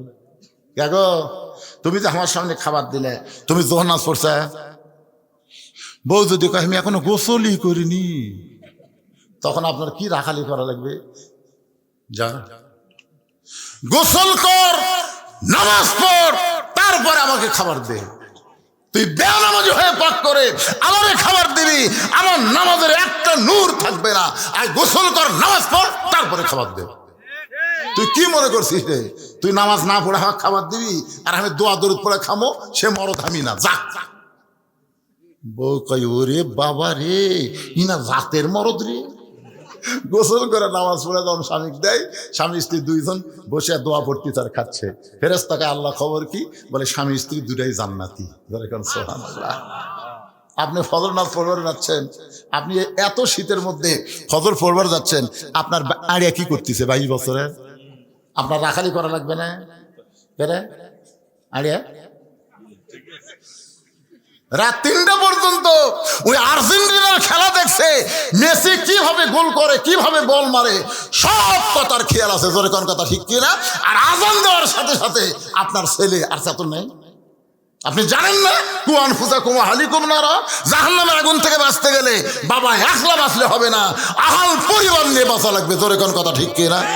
তাহলে আপনার ছেলে নামাজ পড়েন, আপনি নামাজ পড়বেন। 6 বছর থেকে নামাজের তালিম দেওয়া লাগবে, 10 বছর থেকে ঘাড় ধরে মসজিদে নিয়ে আসা লাগবে। এ রাখালি করার দরকার আছে না? কথা কন না কেন? আপনার 15 বছরের একটা বকনা মানে একটা মেয়ে আছে, বড় আদরের মেয়ে। এই মেয়েটা কি করতেছে? আপনি বাবা হিসাবে রাখালি করার দরকার আছে না নাই? কথা কন আছে না নাই? হাইল পরে কিলকিল করে ঘরে, গোটা উত্তর পাড়া দক্ষিণ পাড়ার ছেলেরা সব মিস কল মারে। এখন আপনি বাবা হিসাবে চিন্তা করেন তো, আপনার মেয়েকে আপনি পরিমণি করবেন না ফাতেমা বানাবেন? এ জোরে কন, যারা বিয়ে করেনি তারা কয় ফাতেমা। এ তুই বিয়ে করছো, তুই দেখো ফাতেমা, ফাতেমার কি বুঝিস তুই? না, যাদের মেয়ে আছে আপনারা বলেন ভাই মন খারাপ করেন না, যাদের মেয়ে 15, 16, 17 বছর আছে এখনো বিয়ে দেন নাই, আপনার এই মেয়েকে আপনি কি বানাবেন? পরিমণি বানাবেন না ফাতেমা বানাবেন? আল্লাহ নবী বলেছেন, ফাতেমা তুই কখনো মনে করিস না তোর বাবা আল্লাহর নবী বলে আল্লাহ তোকে জান্নাত দিবে, এটা কখনোই মনে করিস না। মা, জান্নাতে যাইতে গেলে জান্নাতের আমল করে তোকে জান্নাতে যেতে হবে। ফাতেমা বলে, বাবা কি আমল করলে আল্লাহ আমাকে জান্নাত দিবে? রাসূল বলে, ফাতেমা মাত্র 4টা আমল করবি। 1 নম্বর হলো নামাজ, 2 নম্বর রমজান মাসের রোজা, 3 নম্বর সতীত্বের হেফাজত পর্দা করা, 4 নম্বর স্বামীর খেদমত করা।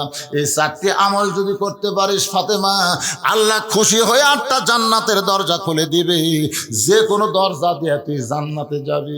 সেদিন থেকে ফাতেমা নবীর মেয়ে হিসাবে না, আমল করে জান্নাতে যাওয়ার জন্য এমন আমল করলেন, সাইয়্যিদাতুন নিসা আহলিল জান্নাহ ফাতেমাতুজ জোহরা। এই ডিগ্রি যখন আল্লাহ নবীর কাছে শুনাইলেন, নবী দৌড়ে এসে ফাতেমাকে বললেন, ফাতেমা রে, আল্লাহ তোমাকে একটা ডিগ্রি দিয়েছে। ফাতেমা বলে, বাবা কি ডিগ্রি দিল? বলে, সাইয়্যিদাতুন নিসা আহলিল জান্নাহ, জান্নাতীদের নেত্রী বানাইছে। ফাতেমা বলতেছে, বাবা নামাজের কারণে এই ডিগ্রি, রোজার কারণে এই ডিগ্রি, স্বামীর খেদমতের কারণে এই ডিগ্রি।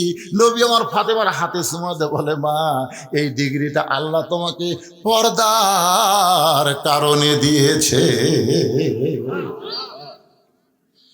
ও মায়েরা, যারা পর্দার অঞ্চলে বসে আছেন মা, একটু মনোযোগ দিয়ে শুনবেন। গভীর রাত্রে ফাতেমা স্বামীকে বুকের মধ্যে নিয়ে কাঁদতেছে আর বলে, স্বামী গো, আপনি কি জানেন আজকে গভীর রাত্রে ফাতেমার মৃত্যু হবে? যেই বলেছে গভীর রাত্রে ফাতেমার মৃত্যু হবে, গাছের গোড়া কাটলে গাছটা যেমন ঠাস করে পড়ে যায়, হযরত আলী তেমনি পড়ে গেলেন ঘরের মাঝায়। মা ফাতেমার স্বামীর কপালে চুম্বন দেয়া বলে, স্বামী গো, এমন করে আপনি কাঁদবেন না, কারণ আসলে যাইতে হবে। এই দুনিয়া থাকার জায়গা না, এই দুনিয়াতে আমরা কেউ থাকতে পারবো না। যত বাড়ি করেন, যত বিল্ডিং করেন, যত কিছুই করেন, আমাদের সবাইকে কিন্তু যাইতে হবে। এই জন্য আমি যখন বলবো আসলে, আপনারা বলবেন যাইতে হবে। বলতে পারবেন না? হয়ে যান, আসলে যাইতে হবে। 3 তালা যে বানাচ্ছেন, 4 তালা ঢাল কাজ করে দেখতেছি। কি দেখতেছেন? 5 তালার ভিত দিছি হুজুর, 3 তালা হচ্ছে, রড বার করে থুছি, আর 2টা তালা হলি আমার আর কোনো টেনশন নেই। 2 কান্দের ফেরেস্তা বলে, পাগলা, 5 তালা 5 তালা বকিস না রে, তোর বাড়ি হলো নিচতলা, 1 তালা না, নিচতলা। তাহলে আমরা যারা এখানে বসে আছি, আমাদের বাড়ি কোথায়? এই নিচতলাকে আপনারা কি নামে ডাকেন? কিন্তু যেদিন ডাক পড়িবে কবর মাঝে যাইতে, জোগাড় কিছু করছো বন্ধু তার মাঝে বিছাইতে। ডানে কবর বামে কবর, ডানে কবর বামে কবর, নিচে কবর আছে যে, উপর দিকে চাইয়া দেখো বাঁশের ছাউনি দিছে কে। ওসমান গনি বলে, ভাইজান, ও বড় ভাইজান, আপনাকে কোনোদিন সামনে কাতারে দেখিনি ভাই, আজকে প্রথম দেখতেছি, এই কারণে 3 বার তাকাইছি। রাখাল বলতেছে, আমাকে দেখবে কেমনে? আমি বারান্দাত নামাজ পড়ি, আজকে সামনে কাতারে আইছি শুধুমাত্র দেখার জন্যে। আজকে দেখা হয়ে গেলে আর কোনোদিন আমি সামনে আসবো না। ওসমান গনি বলে, ভাইজান, আজকে আপনি দেখতে পাবেন, তার গ্যারান্টি কি? রাখাল বলে, আমার চোখের পাওয়ার ঠিক আছে, আমার চোখ ঠিক আছে, দেখতে পাবো। ওসমান গনি বলে, ভাইজান, আজকে কয়েক বছর হলে সামনে কাতারে নামাজ পড়ি, এখন পর্যন্ত দেখতে পাইলাম না। রাখাল বলে, মনে হয় তোমার চোখের দোষ আছে, সামনে কাতারে নামাজ পড়ো, কয়েক বছর দেখতে পাও না কেন? আজকে তুমি আমার হাত ধরো। ওসমান গনিকে একটা রাখাল বলতেছে, তুমি আমার হাত ধরো, আমি নিজেও দেখবো এবং তোমাকেও দেখায় দেব। ওসমান গনি রাখালের হাতটা ধরে আল্লাহর কোরআন মনে মনে পড়তেছে, ইয়া আইয়ুহাল্লাযীনা আমানুত্তাকুল্লাহা ওয়া কুনু মা'আস সাদিকিন। আল্লাহ বলেছে, ইমানদারেরা, আল্লাহর ভয় যদি কলিজার মধ্যে রাখতে চাও, তাহলে সত্যবাদীদের সাথে হও। রাখাল ওসমান গনিকে সত্যবাদী বিশ্বাস করে হাতটা ধরে বসে আছে। কিছুক্ষণ পরে যখন জামাতের সময় হয়েছে, তখন মুয়াজ্জিন আকামত দেওয়া শুরু করেছে, আকামত দেওয়া শুরু করেছে। যেই মাত্র আকামত শুরু করেছে, এমন সময় হযরত ওমর মেহরাবের মধ্যে ঢুকছে। দরজা দিয়ে না, দরজা নিয়ে না। যখন কোরআন দিয়ে রাষ্ট্র চলবে, প্রত্যেকটা মেহরাবের সাথে একটা ছোট্ট দরজা থাকবে, ওই পারে নেতার রেস্টরুম থাকবে। যে আকামত শুরু হবে, তখন ইমাম সাহেব মেহরাবের মধ্যে ঢুকবে। যে আকামত শুরু করছে, ইমাম সাহেব হযরত ওমর মেহরাবের মধ্যে ঢুকছে, সঙ্গে সঙ্গে রাখাল খালি ওসমান গনি কিন্তু হাত ধরে আছে।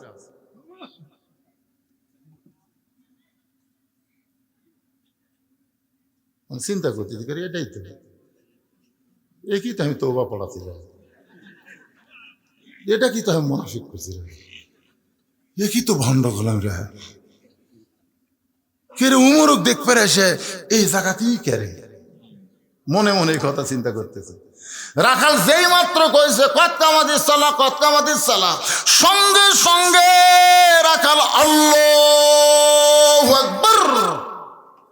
মুয়াজ্জিন যেই মাত্র বলেছে কত কামাদিস সালাহ, কত কামাদিস সালাহ, সঙ্গে সঙ্গে রাখাল আল্লাহু আকবার। ওসমান গনি হাতটা ছাড়া দিয়ে বলতে, ভাইজান, ইমাম সাহেব যখন ভুল করে তখন মানুষ লোকমা দেয়, আল্লাহু আকবার বলে, এখন পর্যন্ত আকামতি শেষ হয় নাই, আর তুমি আল্লাহু আকবার লোকমা দিলে। রাখাল বলতেছে, এই জন্যই তো তুই কানা। এই জন্যই কয়েক বছর সামনে কাতারে নামাজ পড়িস, এখন পর্যন্ত দেখবার পাস না। পাগল রে, আমি কি জন্য লোকমা দিলাম তুই কি জানিস না? এমন সময় দ্বিতীয় কাতার থেকে একজন সাহাবী দৌড়ে এসে রাখালের হাতটা হ্যাঁচকা দিয়ে ধরে বলে, পাগল রে, তোর সামনে দেখার পরই আমার সন্দেহ হয়েছে, এতক্ষণ যে মানুষটা তোর হাত ধরেছিল বলতে পারিস এই মহামানবটাকে? যেই মানুষটাকে তুই কানা কানা বলে তিরস্কার করলি, এই মহামানবটাকে তুই কি বলতে পারিস? রাখাল বলতেছে, আমি বারান্দাত নামাজ পড়ি, আমি ভিতরের কাউকে চিনি না। আমি বারান্দাত নামাজ পড়ি, আমি ভিতরের কাউকে চিনি না। সাহাবী বলে, কান্দার বলে, ভাই রে, যাকে তুই কানা কানা বলে তিরস্কার করলি ও হলো আল্লাহ নবীর ডবল জামাই ওসমান গনি। রাখাল ছোট বাচ্চার মতন ছটফট করে। এই জন্যই বারান্দাত নামাজ পড়ি, এই জন্যই মসজিদের ভিতরে ঢোকার সাহস পাই না। মসজিদের ভিতরের সাহাবীদের আমি কেমনে চিনবো? কিন্তু এই পথিক আমার সর্বনাশ করছে। আমার দিকে খেয়াল করে শোনেন, রাখাল এভাবে আঙ্গুল তুলে ওমর ফারুককে দেখায়, বলতেছে এই পথিক আমার সর্বনাশ করছে। ওই পথিক আমারে কইছে, সামনে কাতারে যদি নামাজ পড়ো তাহলে হযরত ওমরকে তুমি দেখতে পাওয়া। আমার সারা জীবনের সাধনা যদি একটা বার হযরত ওমরকে দেখতে চাই। আজকে হযরত ওমরকে দেখতে এসে ওই মেহরাবের মধ্যে পথিককে যদি দেখবার পাই, তাহলে তোমরাই বলো লোকমা দেওয়া ছাড়া তো আমার উপায় নাই। আমি আল্লাহু আকবার লোকমা দিয়া ওই পথিককে মেহরাব থেকে সরাবো। ওই জায়গায় হযরত ওমরকে আমি এক নজর দেখতে চাই। হাজার হাজার সাহাবীরা কান্দে। সমস্ত সাহাবীরা যখন কান্দে, রাখাল চিল্লা বলে, বারান্দায় নামাজ পড়া ভালো, ভিতরে কেন কান্দা কান্দি শুরু হয়ে গেল? ওসমান গনি বলে, রাখাল ভাই, ভিতরে কান্দার কারণ হলো তুমি যারে পথিক পথিক বলতেছো তিনি হলেন হযরত মুহাম্মদ। গাছের গোড়া কাটলে গাছটা যেমন ঠাস করে পড়ে যায়, রাখাল তেমনি পড়ে কাটা মুরগির মতন ছটফট করে। আর পাগলের মতন বলে, আমির আল মুমিনিন, আমি আপনাকে তওবা পড়াইছি, আমি আপনাকে মুনাফিক কইছি, আমি আপনাকে ভণ্ড কইছি, এত কথা বলেছি গো আমির আদম রাখালকে, আপনি কিছুই বলেননি। সাথে সাথে হাজার হাজার সাহাবী, এই কে রে? এই মেহরাবের মধ্যে কে রে? কারে তওবা পড়াইছে? কারে মুনাফিক কইছে? কারে ভণ্ড কইছে? যে ওমর রাস্তা দিয়ে গেলে শয়তান 40 দিন যায় না, আর তার সামনে কি বকওয়াস করতেছে? কারে তওবা পড়াছে, কারে মুনাফিক কইছে, কারে ভণ্ড কইছে? সমস্ত সাহাবী যখন চিল্লা চিল্লি, এমন সময় ওমর ফারুক বললেন, আতিউল্লাহ ওয়া আতিউর রাসূল ওয়া উলিল আমরি মিনকুম। এই লোকটা আমাকে তওবা পড়াইছে, আমাকে মুনাফিক বলেছে, আমাকে ভণ্ড বলেছে, তোমরা কি আর বিচার চাও? সমস্ত সাহাবী দুই হাত তুলে বলতেছে, অবশ্যই বিচার চাই। আপনি হলেন আমাদের আমির, আর আপনার তওবা পড়াবি, আপনার মুনাফিক, আপনার ভণ্ড, এত বড় কথা তাও মসজিদের মেহরাবের মধ্যে বলবে? অবশ্যই বিচার চাই। ওমর ফারুক বললেন, আজকে বিচার মানুষের আইন দিয়ে হবে না, আজকে বিচার হবে আল্লাহর আইন দিয়ে। সমস্ত সাহাবীরা আল্লাহর কোরআনের বিচার দেখবে। ওমর ফারুক বললেন, এই মুহূর্তে যদি আমি বিচার শুরু করি তাহলে ফজরের নামাজ আমাদের সময় চলে যাবে, এই জন্য আগে আমরা নামাজ পড়বো, তারপরে এর বিচার আমরা আল্লাহর কোরআন দিয়ে করব। কোরআন দিয়ে কারা কারা আল্লাহর বিচার দেখবেন? সমস্ত সাহাবীরা বললেন, আমরা দেখতে চাই। আমার সামনে যারা বসে আছেন, আপনারা কি দেখবেন ভাই? এতদিন তো বহু বহু অবিচার দেখলেন, আজকে একটা বিচার দেখেন, আল্লাহর কোরআনের বিচার কেমন। কারা কারা দেখবেন? তুই হাত তুলে আমার আল্লাহকে একটু দেখান। এ কে হাত তোলেনি? দেখেন তো কে হাত তোলেনি। লিল্লাহে তাকবীর, হাত নামান। মাশাআল্লাহ, আজকে আল্লাহর কোরআনের বিচার কেমন হয় নিজের চোখে আমরা দেখে এখান থেকে বাড়ি যাবো ইনশাআল্লাহ। আমার কলজা ভরে গেছে। এটি এখন এইভাবে পানি পড়লো কিভাবে? হায় হায় রে, খালি চট চট করে আইছে রে। না থাকার সরার দরকার নেই। আল্লাহ যার গায়ে লিওর পড়লো, যার গায়ে পানি পড়লো, আল্লাহ যদি বলে ওই শরীরের জন্য আমি জাহান্নামের আগুন হারাম করে দিলাম। কারণ এটা তো কোরআনের মাহফিল, জান্নাতের বাগান, ঠিক কিনা বলেন? আমার গাঁত পড়তেছে, আপনাকে গাঁত তো পড়তেছে ভাই। কলজা আমার ভরে গেছে রে। এতক্ষণ একটা লম্বা আলোচনা করলাম, ওটা নাই বসে না, দুই একজন গেছে, আমি দরজা দিয়ে খেয়াল করছি যে গেল কি, একবারে গেল নাকি না, তারপর দিকে আবার ঘুরঘুর করে ঘুরে আসছে। না না, ওরা যাচ্ছে, একটু বুঝেছেন না, কেউ পেশা করে যাচ্ছে, কেউ আবার একটু একটু টান, শীতের দিন বুঝতেছেন না, শীতের দিন কিন্তু বিড়ির একটা মজাই আলাদা, তাই বলে আপনাদের আবার খান না। সবাই আল্লাহর আইনের বিচার দেখবেন। হজরের নামাজ পড়তে হজরত ওমরের পড়াইতে মাত্র 5 থেকে 10 মিনিট সময় লাগবে। এই 10টা মিনিট পরে আল্লাহর কোরআন দিয়ে বিচার চাক্ষুষ আজকে আপনারা দেখা যান আল্লাহর কোরআন কারে করে। এই 10 মিনিটের মধ্যে আমি একটা আপনাদের জন্য মাদ্রাসার জন্য একটু ব্যাগ পাঠাবো, মাদ্রাসার জন্য একটু দান আদায় করব। এই মাদ্রাসায় বাপ মা মারা গেছে, আপনাদের বাপ মা যাদের মারা গেছে এই নবীর এতিম মাদ্রাসায় কোরআন শরীফ একটা দান করবেন। বাপ মা রোহের মাগফিরাতে একটা কোরআন শরীফ দান করবেন। এক কোরআন শরীফ মাত্র 500 টাকা, আপনি 500 টাকা দিবেন, একটা কোরআন দানের সওয়াব আল্লাহ আপনার বাপ মার কবরে দিবে।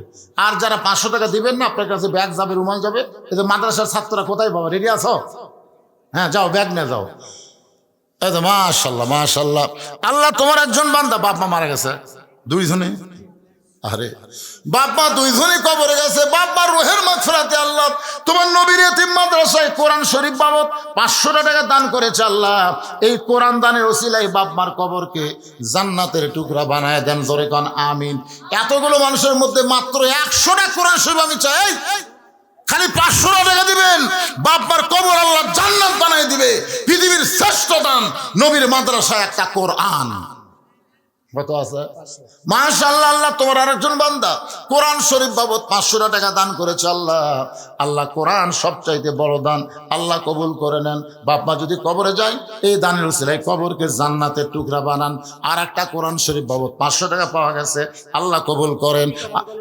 পিতামাতা যেন সুস্থ থাকে, সুস্থতার জন্য 200 টাকা দান করছে, আল্লাহ দানকে কবুল করেন। কত আছে?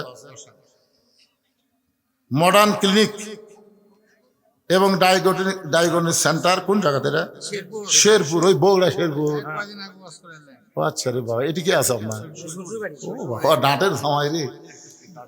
20টা কোরআন শরীফ বাবদ 10,000 টাকা ধরে বলেন মারহাবা। আল্লাহ তার ব্যবসার মধ্যে বরকত দিও। আপনজন যারা কবরে গেছে আল্লাহ তাদের কবরকে জান্নাতের টুকরা বানাও, জোরে কোন আমিন।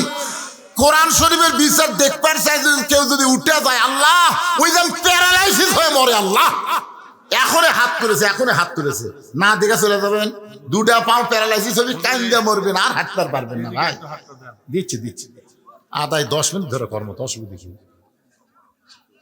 কত বারক আছে। হায় হায় হায় হায় রে, আপনাদের জন্য আবার তবারক আছে, মাথায় নষ্ট।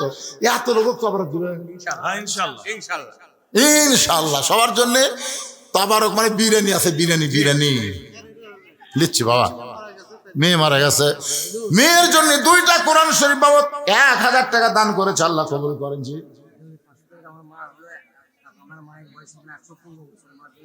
আরে মায়ের বয়স বাঁচা আছে, মায়ের জন্য দোয়া চাই।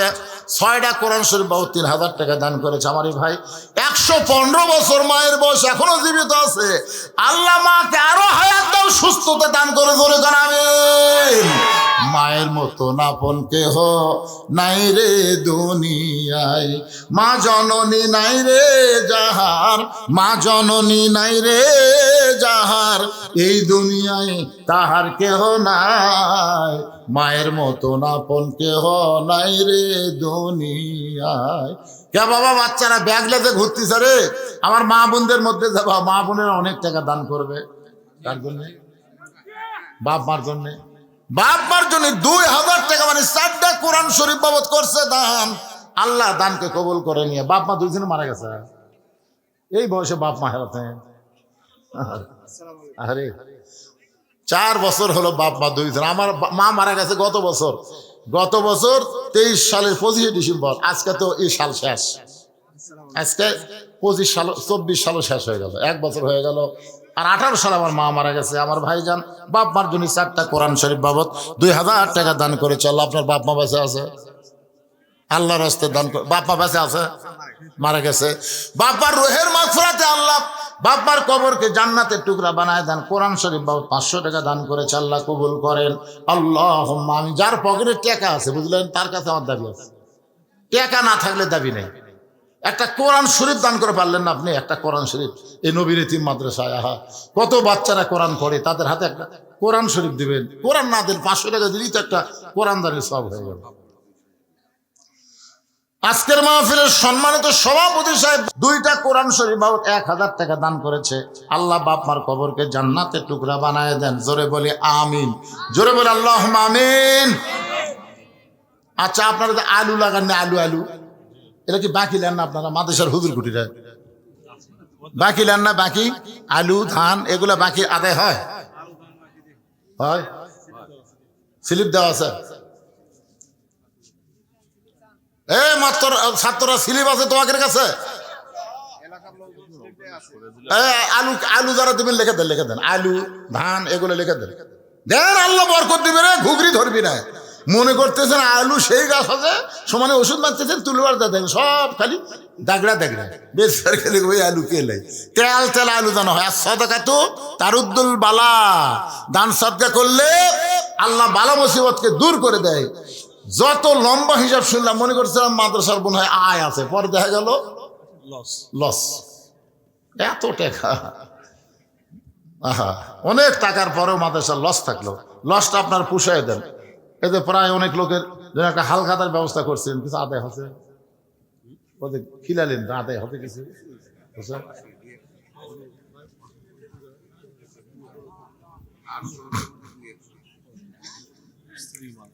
স্ত্রী মারা গেছে, রুহের মাগফিরাতে 2টা কোরআন শরীফ বাবদ 1000 টাকা দান করেছে। আল্লাহ লা ইলাহা ইল্লাল্লাহ, লা ইলাহা ইল্লাল্লাহ, লা ইলাহা ইল্লাল্লাহু মুহাম্মাদুর রাসূলুল্লাহ।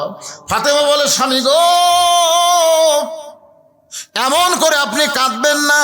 এই দুনিয়া থাকার জায়গা না, আসলে যাইতে হবে। যত বড় রাজা হও বাদশা হও, যত বড় বিল্ডিং বাড়ি তৈরি করো, থাকতে পারবা না। রিটার্ন টিকিট আসলে যাইতে হবে। ধরে কোন কথা ঠিক কি না? কতজনকে কত কি দিলাম, যাবার কালে একজন আরো দেখা না পাইলাম। ও আমার সাদের মালা যায় রে ছিঁড়ে, রইব না আর বেশি দিন তোদের মাজারে। ডাক দিয়াছেন, ডাক দিয়াছেন আল্লাহ আমারে, কোন দয়াল বাদ দেন। ডাক দিয়াছেন আল্লাহ আমারে, রইব না আর বেশি দিন তোদের মাজারে।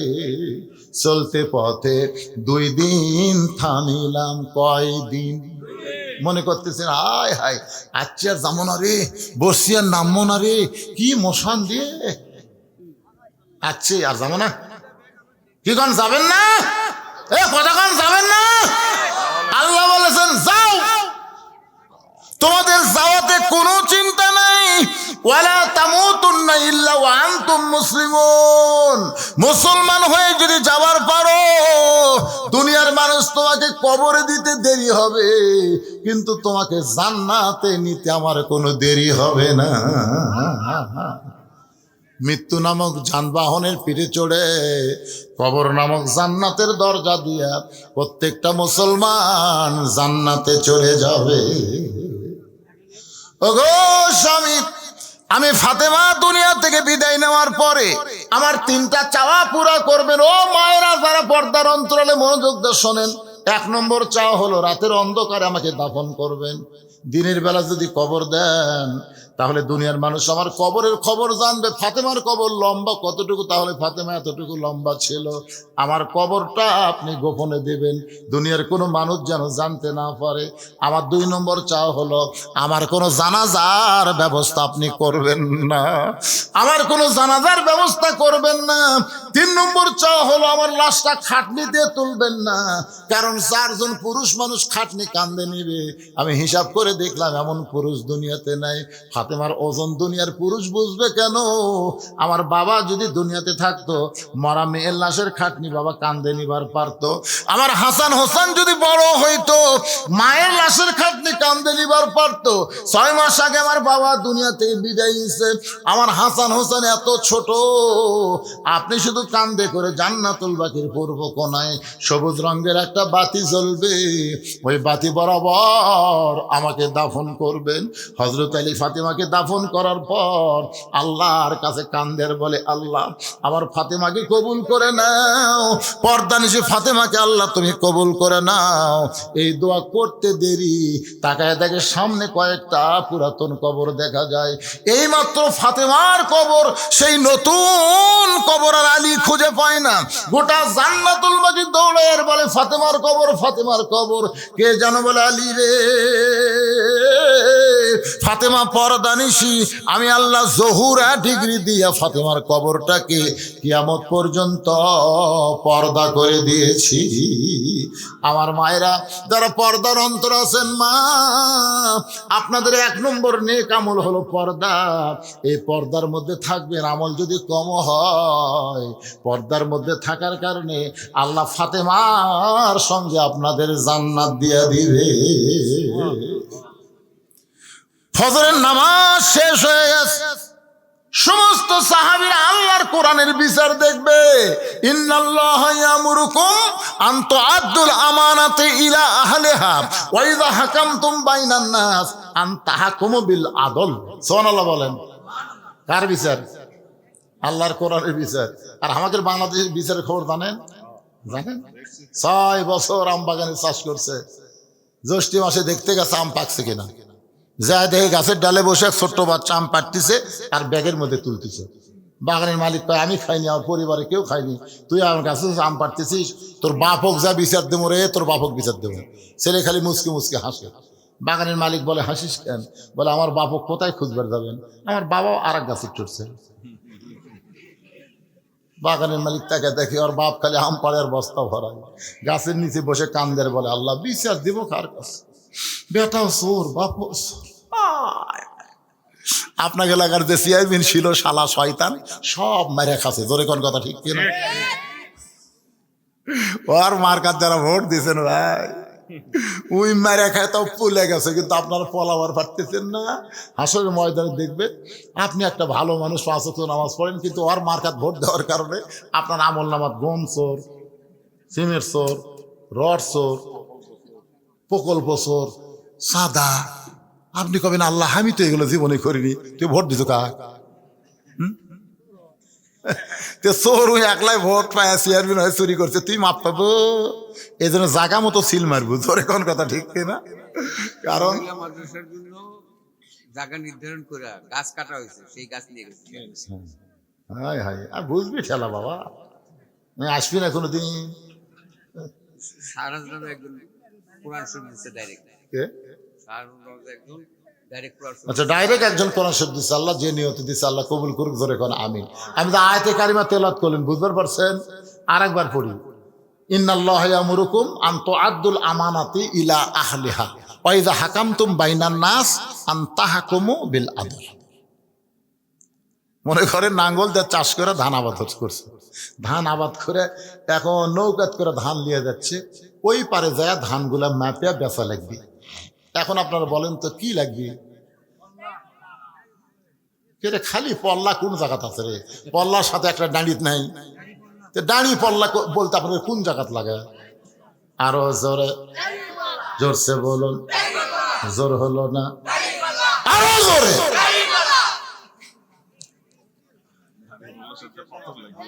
ওয়াল ওয়াজনা বিল কিসতি ওয়ালা তুখসিরুল মিজান।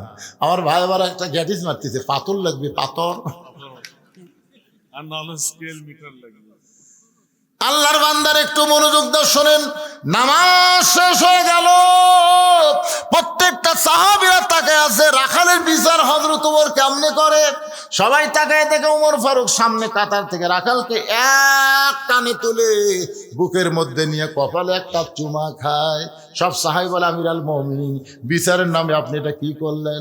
যে আপনাকে তওবা বলাইছে, যে আপনাকে মুনাফিক কইছে, যে আপনাকে ভণ্ড কইছে, তারে বিচার না করে বুকের মধ্যে নিয়ে কপালে চুমা দিলেন।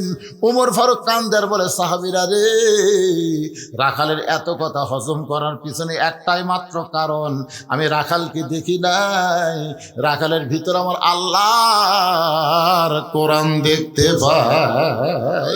শুধু আল্লাহর কোরআন দেখার জন্য আমি এত কিছু হজম করেছি। আজকে আপনারা কি বুঝলেন? লিয়াবলুয়াকুম আইয়ুকুম আহসানু আমালান ওয়া হুয়াল আজিজুল গফুর। সুন্দর আমলের পরীক্ষায় যদি পাস করতে চান তাহলে মানুষের আইন দেওয়া হবে না, আমার আল্লাহর কোরআন লাগবে। জোরে কোন ঠিক কিনা? কারা কারা ঠিক বলেন? দুই হাত তুলে আল্লাহকে একটু দেখান তো ভাই। লিল্লাহু আকবার। আল কোরআনের আলো সংসদে জালো। কিসের ঘরে ঘরে রে? ঘরে ঘরে কোরআন জানাবেন আর চোর বাটপার করে সংসদ পাঠাবেন নাকি? এক মমতা সংসদ পাঠে কি হতে দেখছেন? এক মমতার সংসদ যায় সমস্ত মৌলবীর বিরুদ্ধে, সব মৌলবী পড়ছে না। ওটা মুসলমানের জন্য না। আমরা নববর্ষ, এই ইংরেজি নববর্ষ এখন শুরু হয়ে গেছে। ও তাই তো রে, আরে বারে 25 সালের 1 তারিখ রে। আমরা তাহাজ্জুদের নামাজ দিয়ে এই নতুন বর্ষকে বরণ করে নিব। ইনশাআল্লাহ। অতীতের যে বর্ষ চলে গেল 24 সাল, আমরা তওবা করব। আল্লাহ যা করার দরকার ছিল তা হয়নি, কিন্তু মহান একটা নিয়ামত পাচ্ছি, হাসিনা পলাছে, আমরা স্বাধীন হচ্ছি। তোর এখন কথা ঠিক না? এটা হলো 24 সালের আল্লাহর নিয়ামত। 25 সালে আমরা আর একটা নিয়ামত চাই। হাসিনা ফ্যাসিস্ট পলাই গেছে, আল্লাহর কোরআনের বাংলাদেশ যেন হয়। তাহাজ্জুদের নামাজ পড়বো আর আজকে ফজরের নামাজ জামাতে আদায় করব ইনশাআল্লাহ। কারা কারা ফজর নামাজ পড়বেন না দেখে হাত তোলেন তো। না, যারা পড়বেন না, এই শোনেন, এই শোনেন, আজকে কিন্তু বছরের শুরু ভাই রে। আজকে যদি খালি ফজরটা পড়ে পারবে, আল্লাহ সারা বছরের জন্য আল্লাহ আপনাকে নামাজের মধ্যে নাম লিখে নেবে। সুবহানাল্লাহ বলেন। আমরা নতুন বর্ষ এইভাবে পালন করব, কোনো গান না, বাজনা না, ঢোক ঢাক না। কথাটা বুঝলেন না? আমরা মুসলমানের বাচ্চা, মুসলমানের সন্তান, আল্লাহর শুকরিয়া আদায় করে আমরা নতুন বর্ষকে উদযাপন করতে চাই। আল্লাহ যেন তৌফিক দেয়। জোরে কোন আমিন। বাবা মা ভাই সবাই মারা গেছে। রোহের মাগফিরাতে 400 টাকা দান করে চল, 500 দিছে, 500 টাকা কোরআন শরীফ বাবা দান করেছে। আল্লাহ সকলের কবরকে জান্নাতের টুকরা বানান। ধরে কোন আমিন। ইস্তেগফার পড়েন, মোনাজাতের পরে আপনাদের জন্য কিন্তু তবারক আছে, বুঝলেন? খালি খালি দেন যাবেন না, তবারকের ব্যবস্থা আছে। আস্তাগফিরুল্লাহ রব্বি মিন কুল্লি জামবি ওয়া তুবু ইলাই। আস্তাগফিরুল্লাহ রব্বি মিন কুল্লি জামবি ওয়া তুবু ইলাইহি। আস্তাগফিরুল্লাহ রব্বি মিন কুল্লি জামবি ওয়া তুবু ইলাই। লা হাওলা ওয়ালা কুওয়াতা ইল্লা বিল্লাহি আলিয়্যিল আযীম। আপনারা কি কিছু বলবেন? দোয়া করে দেব। আল্লাহুম্মা আমিন। আল্লাহ 24 সালে ওয়াজ শুরু করেছিলাম, 25 সালে এসে মুনাজাত শুরু করলাম।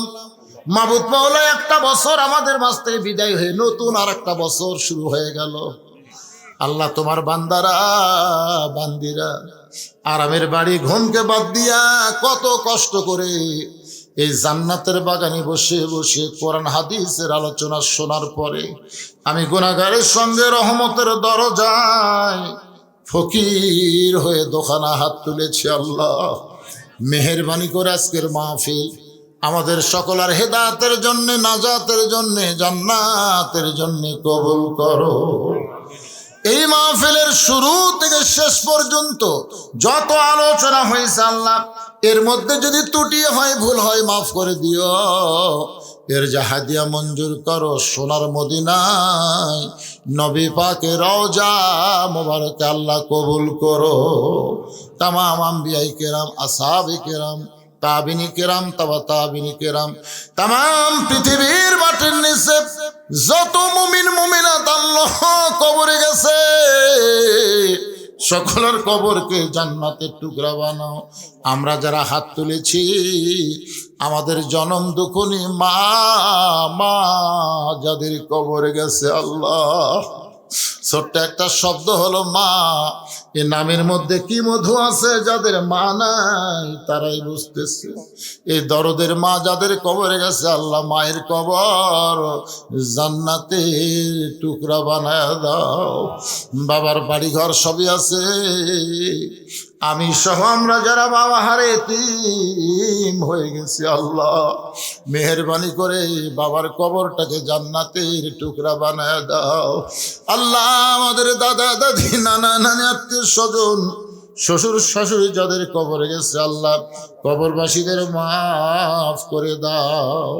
আল্লাহ এই বিয়ারহাট আশরাফুল উলুম হাফেজি মাদ্রাসাকে কিয়ামত পর্যন্ত আল্লাহ তুমি কবুল করো। এই মাদ্রাসার জায়গা জমি মাদ্রাসা তৈরি করতে যাচ্ছ এখনো যারা আছে আর যারা অন্ধকার কবরে চলে গেছে, আল্লাহ আল্লাহ যারা মাদ্রাসার হিতাকাঙ্ক্ষী হয়ে কবরে চলে গেছে তাদের কবরকে জান্নাতের টুকরা বানাও। এখনো যারা জীবিত আছে মাদ্রাসা উসিলায় তাদেরকে পুরাপুরি নবীর উম্মত হিসাবে কবুল করে নাও। আল্লাহ মাদ্রাসার ম্যানেজিং কমিটির সভাপতি, মাদ্রাসার সহসভাপতি, মাদ্রাসার সেক্রেটারি, মাদ্রাসার কেশিয়ার, মাদ্রাসার সদস্য, মাদ্রাসার মোহতামি, মাদ্রাসার তালবে ইলম, মাদ্রাসার ওস্তাদ যার মাথায় পাগড়ি দেওয়া হলো, আল্লাহ সকলকে তুমি কবুল করো। আল্লাহ এই মাদ্রাসাকে মহব্বত করে নগদে বাকিতে যারা দান করেছে, আল্লাহ সব দানগুলোকে জান্নাতের বিনিময় হিসাবে কবুল করে নাও। আল্লাহ আল্লাহ আমার মা বোনেরা পর্দার অন্তরালে বসে বসে আর শুনেছে, আবিদা সালেহা পর্দান সে কবুল করে মা ফাতেমার চরিত্র দান করে দাও। আমাদের মধ্যে আমরা যারা অসুস্থ আছি আল্লাহ সুস্থতার নিয়ামত দান করো। 24 সালের 5 আগস্টে আমাদের বাংলাদেশ আবার দ্বিতীয়বার স্বাধীন হয়েছে। এই স্বাধীনতার জন্যে 2000-এর বেশি ছাত্র জনতা জীবন দিয়েছে। আল্লাহ তাদের সকলকে শাহাদত হিসাবে কবুল করে দাও। আল্লাহ যারা হাসপাতালে আছে অসুস্থ অবস্থায় পঙ্গু হয়ে, আল্লাহ তাদের সকলের প্রতি খাস রহমত নাজিল করো। আল্লাহ 25 সাল পড়ে গেল, আল্লাহ কি করলাম 24 সালে আমরা জানি না। আল্লাহ মেহেরবানি করে 24 সালের ভুল ভ্রান্তি মাফ করে দিয়া আমাদের সকলকে 25 সালে তোমার গোলামি পুরাপুরি করার তৌফিক দিও।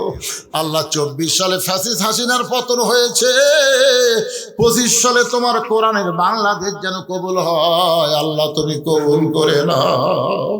আল্লাহ আল্লাহ সবাইকে তুমি মাফ করে দাও। আল্লাহ আমার মিডিয়ার ভাইরা, আয় আল্লাহ তাআলা একটা বছর চলে গেল, আবার 25 সাল পড়লো, তাদের ব্যবসা বাণিজ্যের মধ্যে বরকত দিয়া দিও।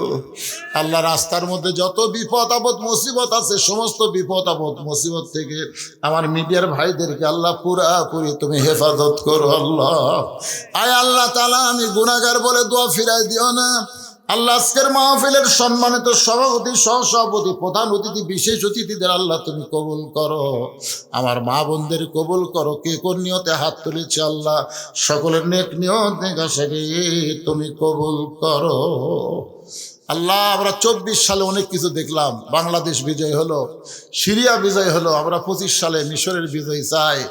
আল্লাহ ফিলিস্তিনের মুসলমানকে আমরা বিজয় চাই। পৃথিবীর মানচিত্র থেকে ইসরায়েল ইহুদিকে আল্লাহ তুমি ধ্বংস করে দাও। তোমার বাইতুল মুকাদ্দাস মুসলমানকে তুমি ফিরিয়ে দাও। আল্লাহ আল্লাহ আমাদের সকলের দোয়াকে তুমি কবুল করো। আল্লাহ একটা মিনিট একটু নিজের চোখটাকে বন্ধ করে মাথা নিচু করে সবাই বলেন, কত মানুষের জানাজার নামাজ আমরা পড়েছি।